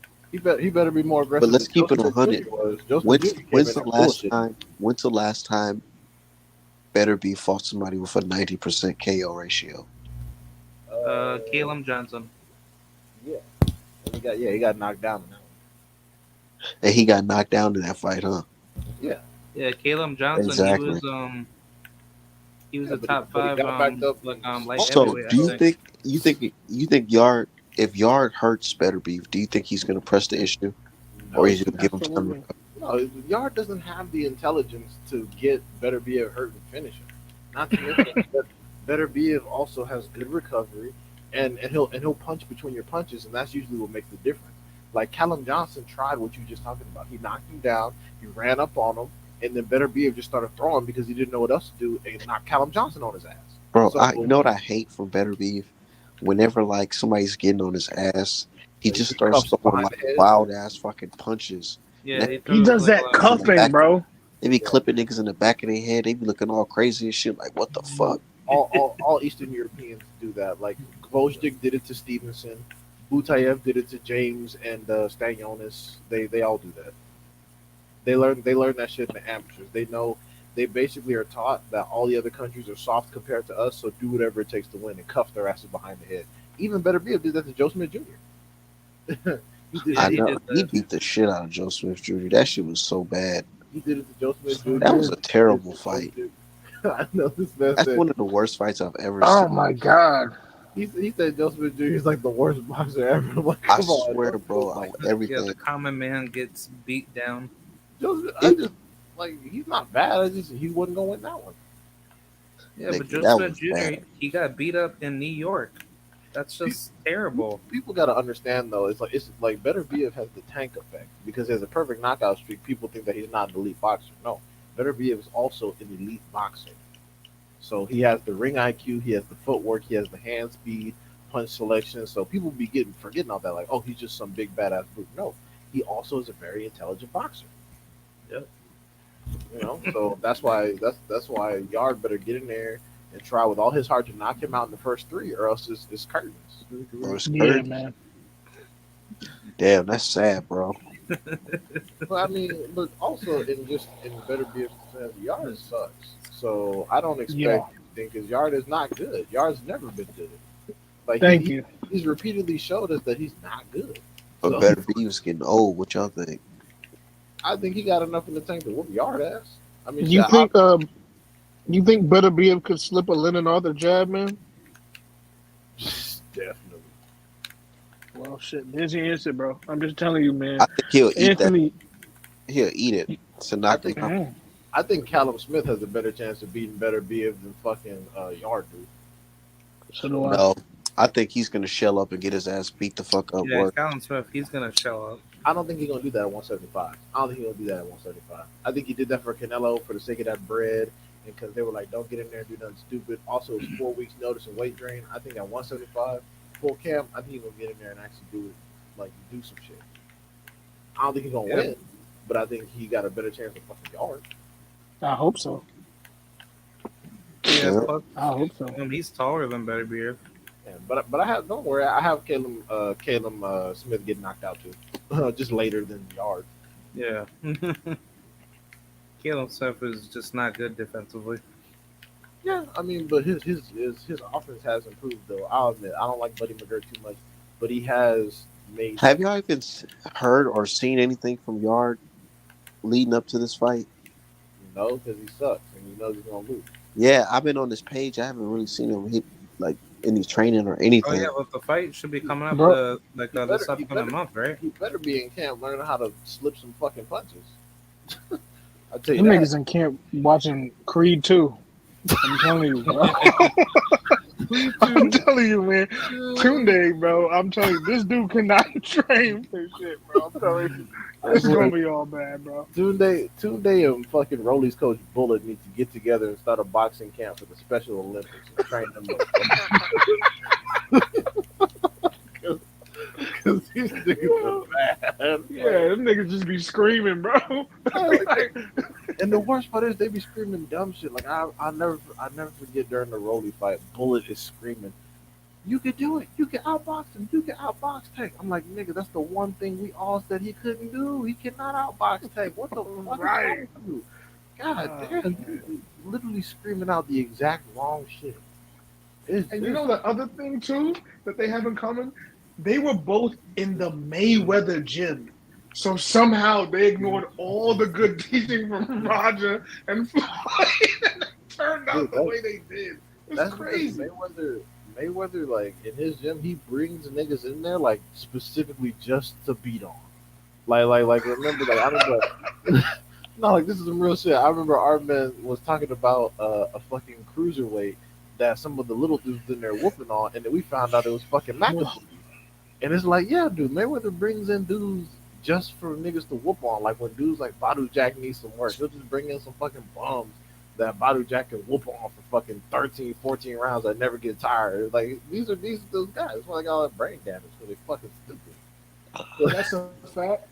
Also, I'm sorry, but you have to watch Tunde give Yard pad work, bro. Oh, that shit These is so niggas are just making stuff up. It's so sad. I've never seen Yard throw a single combination from the pad work in a fight. I've only seen Yard like maybe 3 fights, but it's like, bro. And what's dumb is you can tell they're trying to replicate the Mayweather pad work, but they have no fucking clue how to do it. They have no fucking clue. You can tell they just think that moving the pads super fast, You hitting can't you all over the place. Like they have no fucking clue how to do it. Like it's retarded. It's sad. This dude talking about aerosexuals. We actually want him to fight Crawford. What the fuck is your excuse, man? Jesus. Yeah, don't do like your initials, man. Don't do like your initials, bro. Just keep it G. You feel me? Man, this motherfucker is weird. Like all we ever talk about is Spence fighting Crawford. All these dudes ever talk about is Bud making money and being safe. I can't stand that shit. Man, fuck all that. I'm trying to see Saturday's fight, man. What's up? I'm trying to. Oh yeah, Brandon Lee, he's on the card. Brandon Lee is a fucking He's still alive? Brandon Lee sucks. I'll tell you, Brandon Hey, Lee. don't forget Vito White Magic Milnecki. Oh, that Oh my dude. god. That dude got like beat up by James Martin, who has 0 knockouts at welterweight. That shit was fucking hilarious. He got his ass beat. He got his ass beat. Yeah. Oh. Jaleel Hackett. At least he's only 20. Yeah.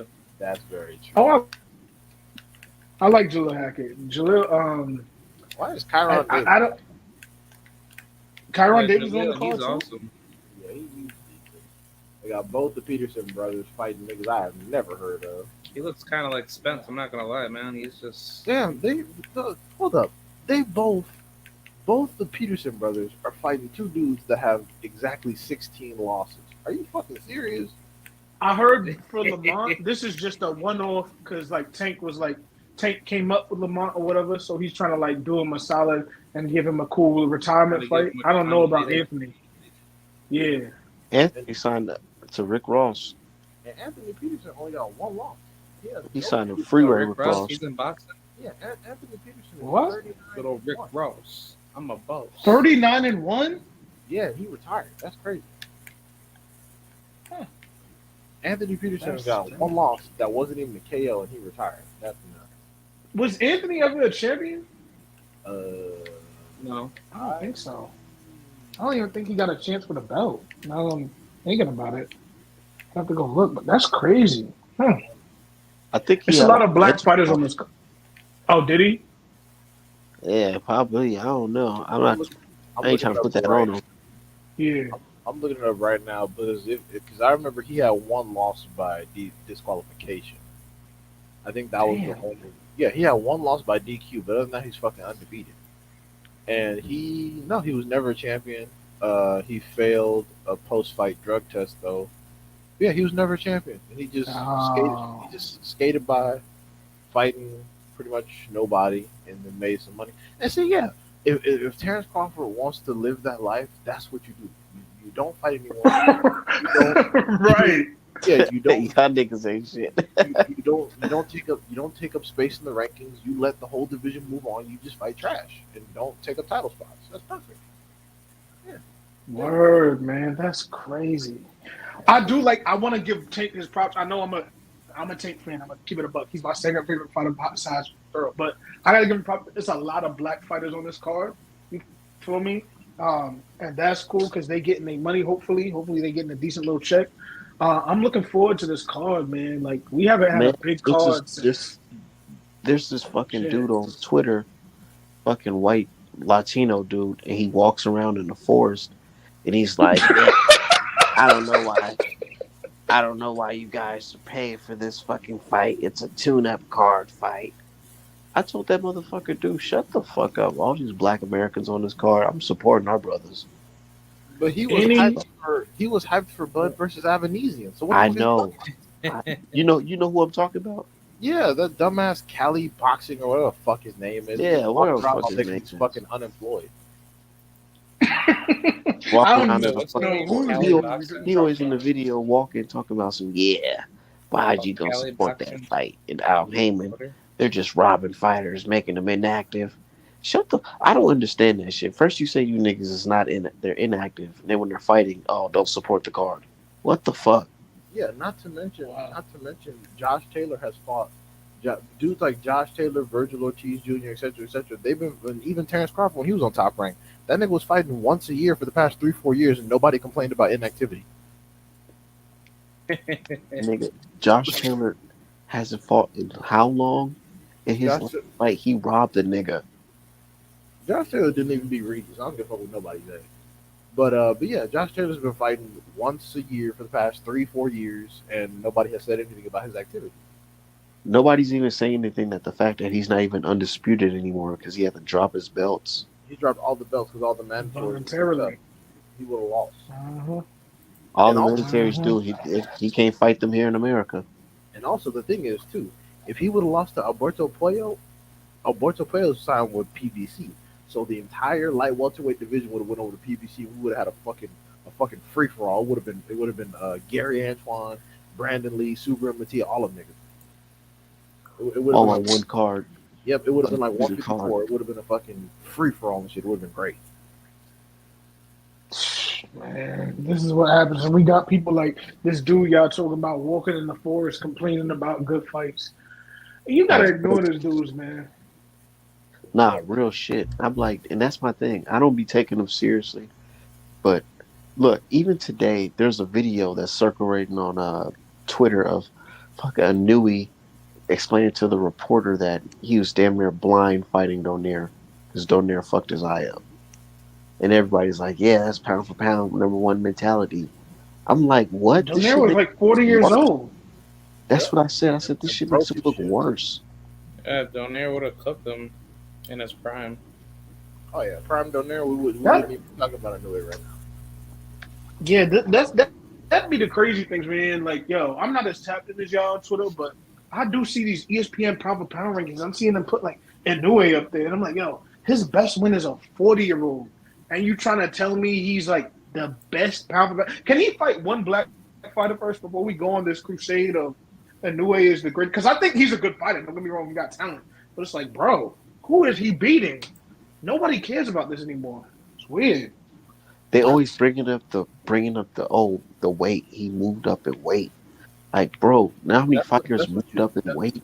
that's what you do when you have no credentials. Because I remember someone was telling me that Inoue is a generational talent. They were like, "Oh, well, he's a multi-division world champion." I was like, "Yeah, okay, that's cool." So is Mikey Garcia. Mikey Garcia fought in 4 weight classes and fought far superior competition, and has never once been mentioned as a generational talent. So what the fuck are we doing? And then I didn't. Just moving the goalposts. And then I didn't get a response, and I'm like, yeah, because you sound crazy. Like anyway, and the worst part to me is, let me say this on live. Y'all niggas talk about anyway, like Manny Pacquiao never existed. Manny Pacquiao's Man, Manny Pacquiao's career is 10 times more amazing than Inoue's currently is, and y'all giving him flowers. Y'all didn't get Pacquiao until he made it up past 126. So it's like bro, just relax, y'all. you can't even watch Inoue's fights live if you're in the United States. And we sitting here talking about how great he is as a career. These niggas haven't even watched the majority of his fights. Let's keep it a buck. You feel me? Yeah. So like we gotta chill, just chill for a second. Another thing too, stop putting Bud Crawford in the top five. I know I'm like on Bud head, but I'm just being honest. Like, bro, if we gonna hold everybody to standard, let's hold everybody to a standard. He is not Yep. fighting anybody to be in the top one overall. You feel me? And Yep. I'm not I hating on Bud just because he grew up got on pound talent, for but pound. it's like be real. No, yeah. Usyk is the best fighter in the world is between Usyk and Lil Charlo. I got But Charlo as the best fighter in the world. and that's very fair because his undisputed run was more challenging. People always talk about Usyk's undisputed run. I'm like, first of all, none of you niggas watch those fights. Let's get that out the way. Let's keep it real. None of y'all watched Usyk become fucking undisputed. Y'all never watched. Everybody that Charlo fought for a belt, y'all picked him to lose against. Yep, and also those people had actually fought experienced competition. Everyone Usyk fought, most of them are only famous for losing to Usyk. And again, look at the styles. Just a bunch of big, slow punchers. That's what Usyk is best at. Moving around a bunch of big, slow ass fucking punchers. That's all he fucking fought. Whereas Charlo has fought all types of different styles. Exactly. He fight niggas off Right. of fucking knockout wins, bro. Rosario knocked out fucking J Rock. He damn near killed that nigga with Yeah, that his damn career, that's for sure. uppercut. And that's who Charlo fought right after. Literally right after. These niggas, y'all so called pound for pound niggas fighting guys off of robberies. Like Caleb Smith guy. Canelo fought that nigga after he robbed John Ryder. That's the And reason why we even know John Ryder. yep, and John Ryder got 5 losses, has never held the title. And John Ryder didn't even beat Danny Jacobs. That was a robbery too. That's a fact. And everybody cool with it just because Danny's old and whatever. I'm not a big Danny Jacobs fan, but bro, you got Canelo trying to hype up John Ryder fight. Like, bro, what are we doing in this sport? They said it's okay because Canelo's wrist, his hand, he just has surgery. I mean, their argument is that, oh, well, fucking John Ryder Earl just got in a car crash and they want him to fight Boots, so I'm not trying to hear it. right. And then they'll say, well, John Ryder just beat the great Danny Jacobs. I'm like, the same Danny Jacobs that had cancer, hasn't been a champion in a while, and the same Danny Jacobs y'all said lost to Gabe Rosado, that Danny Jacobs, y'all can't talk shit about someone, then all of a sudden they're a good win when it's convenient. Like, you can't do that. Y'all sound crazy. And they always talk about Canelo. He fought slick black fighters. Look, he fought Danny Jacobs. Yeah, he fought Mayweather. He lost. He fought Jacobs. It was close. Some people say it was debatable, but he won that one. He fought Trout. Okay, cool. Then he fought Triple G. Looked like shit. Then he fought Bivol, and he got his ass whooped again. So it's like, And Danny all top Lara, 30. they robbed him too. yeah, and he looked like shit as well. But the thing is, too, people gotta understand. The only reason why Canelo fought Bivol is because Canelo's team did no research on Bivol, and they believed when the public said Bivol had no power. Yeah, That was they was reading my tweets. yeah, that was a cherry pick. that was someone they thought was a cherry pick, and the cherry pick went. It would turn out to be a cherry bomb. It was wrong. So that's Canelo's fault. They did no research on who the fuck Bivol actually was. They thought that was sweet because he hadn't had a knockout or a highlight reel in a while, and they didn't do enough research, and they fucked around and found out. So I that's bet you Bivol regrets not knocking Canelo out. I mean, shit. All Bivol got to do is sit down on some punches. Bivol spends the whole fight on his toes. He just got to sit down on some shit, and then he'll get him out of there. And also, real quick, for everybody who keeps trying to hype up Dimitri Bivol, who I like as a fighter, by the way, you can't downplay Devin Haney. When Dimitri Bivol and Devin Haney, the results of their fights are nearly identical almost every time. So it's like, bro, just be real, man. You just like Devin That's what Haney I for said other on reasons. And also, we got to remember, Bivol is a natural light heavyweight fighting a guy who came up all the way from 140. He's supposed to step on him. Like Yeah, Bivol, Canelo's like not even. like Bivol's supposed to step on Canelo. Canelo's a fucking little dude. He just takes steroids. That's why he's fucking huge. But Bivol's supposed to shit on him. These are facts. they hyping up Bivol saying he's fighter of the year for fighting a guy that's not even what the top is. Is Canelo really top 3 at 175? Let's be real. Yeah, he's well. He's in the contest for third. I'd probably say. I think Bivol and Beterbiev easily they both beat him. I'd say that pretty confidently. And then third place is a toss up. I would say no. I'd say Canelo's probably number 4. I think that it's Bivol, Better Beard, Atif O'Burlton, and then Canelo, and then the rest of these guys. Who is that? Who's a chief? Atif O'Burlton is a prospect, brand new prospect. I think he's got like 5 fights. He's out of Philly, and Okay. I believe he is going to be the next guy to run 175. Oh, can I see him on YouTube? Yeah, you can find him. Like YSM Sports has some stuff. One of his full fights is on PBC, but that's the thing. A lot of his fights don't last that long. Okay. All right, I'm gonna have to check him out. Tipo Burton. Okay. Yeah, I think Jerron Ennis, he's only been to the distance like twice, right? I think only, yeah, I think twice, or maybe even one. Yeah, but Atif has one 6-round decision win, but he has 7 fights, 6 KOs. Look, Hmm. which fighter are you guys talking about? We're talking about Ati- Atif O'Burlton. And in his last fight, he stopped the undefeated dude who's 11-0. So they're moving him pretty quick. Oh yeah. Like I like watching him fight. Like I was talking with you like about that that potential fight with him and Aradija. Yeah, that's a good fight if he can get over here and or they can meet up in the UK or some shit. That's an excellent fight.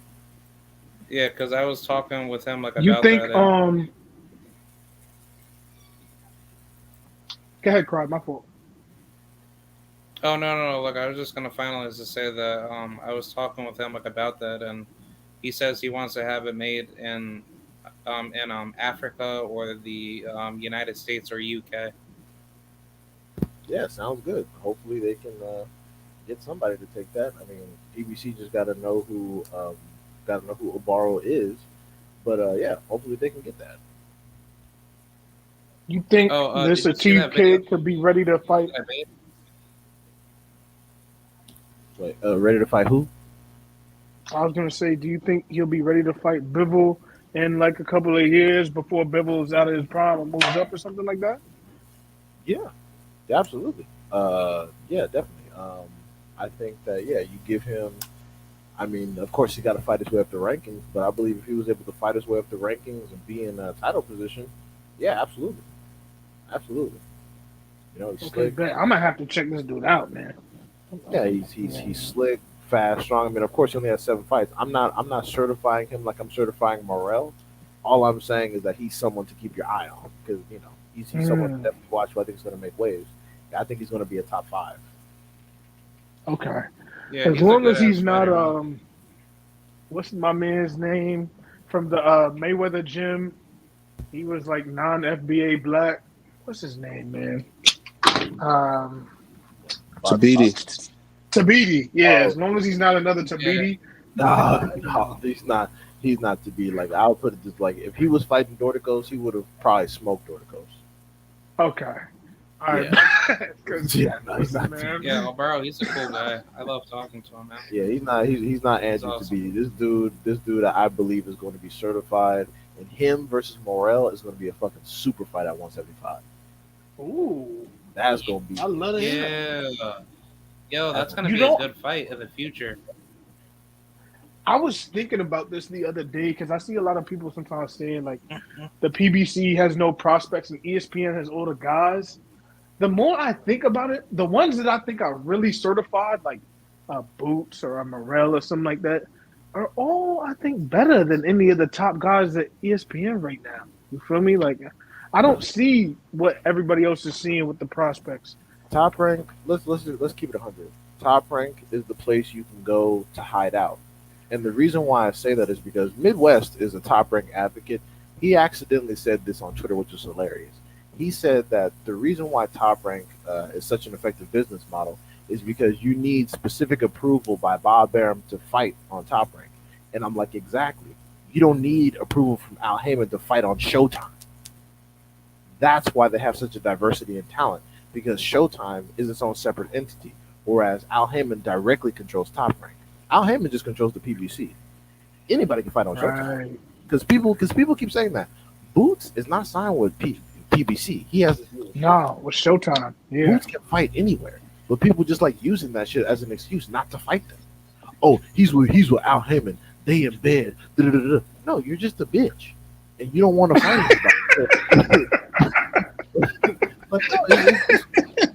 Like, no, it's all, bro. Like it's just like everything they've ever said about Errol Spence, the PBC, has been exactly what Terrence Crawford's doing. It's all projection.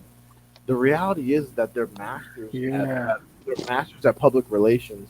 And the thing is, Bob Arum has been alive long enough to know if you repeat something often enough, even halfway intelligent people will start to believe it. That's why they just keep saying the same thing. They just keep saying the same thing no matter what the truth is. Oh, Spence ducking, Spence ducking, Spence ducking, Spence ducking. And then they figure if we keep saying it, niggas gonna buy it. And that's what happens. Oh, PBC protection, PBC protection, PBC protection. And what do you know? Niggas are actually buying it. When you actually sit down, do the research, and find out who's protecting who, then you see it. Like, bro, it's like, why do you think that Bob Arum won't make certain fights unless you're signed with Top Rank? Because he's not sure the Top Rank guy can pull it off, so he needs you signed. No, that's a fact. It's real. Yeah. You know what's crazy too is okay, let me ask you this question too, because I just want to get your thoughts on it. Do you think that Top Rank has one guy that's as legit as, let's say, a David Morrell? You feel me? That's coming up. In the weight class or in all of in boxing? general, in all of boxing. Their guy right now is Shakur Stevenson. That's it. Yeah. Everybody else they got, aside from maybe Abdullah Mason, and, I like him. Yeah, and maybe Jared Anderson, depending on how he fares. Everybody else, I got somebody that can whoop their ass smooth. Like every like they're like for example, Tiger Johnson. Niggas are hyping up Tiger Johnson. Stop the bullshit. Like, bro, Stanionis will get on his ass, and the shit will be over. Like, you know what's crazy too? Yeah, who you got? Shaw versus FA. Oh, I got Shaw. Oh, Big Shot. Yeah, I got Big Shaw Shot's too. Yeah, Shaw gonna get in his ass. Get on his ass. FA sucks, man. I'm gonna be keeper, and I'm not trying to be too harsh, but like them dudes with only one punch and like they're not Wilder. No, none of these dudes is Wilder. They're like all off-brand Wilders. It's like, bro, y'all can't do what he does. Niggas said when FA first came out. They were like, "This nigga's Wilder from Wish." FA, he fucking reminds me of like a dumber version of Andrew Galata. Oh shit, that's fucked up. Damn. Yeah, like I mean, like I'm sorry that I gotta be savage like that, but it's like, it's so true. It's like you fight like a dumb, retarded version of Andrew Galata, and Galata, he was way. Oh wait. Like, did somebody say something? Or? No, go ahead. No. Like I was just gonna make the comparison to say that Galata, he's way more skilled than FA to to the point of actually like using the right shots to actually knock you out. But for FA, he's so predictable to the point where he has to throw like a bunch of wild, Hail Marys, just to basically gain very little success, to try to knock you out. Am I bugging, or didn't FA just get smoked by Frank Sanchez? Like, just no contest, dude couldn't go to the ring or nothing. Is that the same guy? Yeah, he sat out for a whole entire year after that loss. He didn't do anything. And now he's about to fight another boxing specialist at heavyweight. This nigga, dude, I'm telling you, Bam is sacrificing this nigga for a bag. And it's funny because he left PBC to go to he left PBC to go to Top Rank because he thought some shit was sweet. Surprise. Surprise.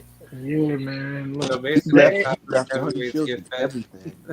Yeah, because Frank Sanchez beat his ass. It's like, bro, I mean, Frank Sanchez was a smaller heavyweight with less power, and you lost. That's a you problem. You need to make the problem. He's going over Top Rank. Now, don't get me wrong. He got dropped too. He got dropped by a nigga with no power. Yeah, well, Frank Sanchez doesn't have power. It's just not like terrible, like horrific power. But don't get me wrong. FA Jabba can punch, and if Shaw doesn't keep his hands up, he can get smoked. But I believe Shaw has the tools to beat him. I never seen Shaw fight either, and that's what's gonna fuck a lot of people up. A lot of people haven't. And if FA has, so Shaw take like a a look at his replacement. fight with Joey DeWaco. yeah, he's a replacement for Oscar Rivas because Oscar Rivas got hurt. Yeah, I just dude, I didn't even know Shaw. Me and Shaw friends on Facebook, and I just seen him. He was like, "Oh, I'm fighting FAA job." I was like, "Oh shit, really? Tell you, Get knock this nigga the fuck out." y'all better. I mean, I don't. I'm not sure Shaw knocks him out, but I think he'll whoop his ass for 12 rounds. But yeah, I'm getting the Yeah, if mods. he could knock him out, that would be really good. y'all gotta do some research. Big Shaw can fight, and he's one of those. He's a regular size Can he heavyweight. punch though? Well, he's a smaller heavyweight, so he can punch, but he's more of a boxer than a puncher at heavyweight. He's basically the I size seen heavyweight. Steven Shaw fight on Yeah, PBC. I'm pretty yeah, sure. he fought. He used to fight on little early PVC cars, and then he fought on. I think he did like one show box, and then he fought on Top Rank. But he can punch, but he's more of a boxer than puncher at heavyweight because he's a smaller heavyweight. He's not as big as everybody else. He weighs like 235. He's not like a giant fucking monster heavyweight. He's a regular sized dude. All right, bet, man. You know, I'll just say this. I gotta go. Um, excuse me, my fault. Ashton Yeah, I gotta Sylvie, go too. I want to see him fight Keyshawn. That's what I want to see him fight. And Oh yeah, this kid, Austin kid, stop it, bro. Stop it. Yeah, yeah. Floyd, I agree. I agree on both Floyd, points. he's I food. don't know why people are hyping Kid Austin. I haven't seen nothing special. You know, I haven't seen like he's literally a black dude that fights like a Tito would beat the crap out of him. Right. who? Tito Who the fuck is Tito? Mercado. Oh, you say that like I'm supposed to know who that Who is. is that? He's that he's that one guy that I brought up like in the past where he had beef with Keyshawn Davis. Oh, have we seen him? Keyshawn Davis. I gotta Google who the fuck Tito They had beef in the amateurs. Tito Jackson. No, his name is Ernesto Tito Mercado. Ernesto Tito Mercado. It's all right. Before I Yeah, look him never up, heard let's of just be him, real. but I gotta get up out of here, y'all. Word. All right, Y'all stay safe. We gonna definitely do a Yeah, fight party. I bet. Man, I can't wait for fight night. It'll be easy. Hell yeah.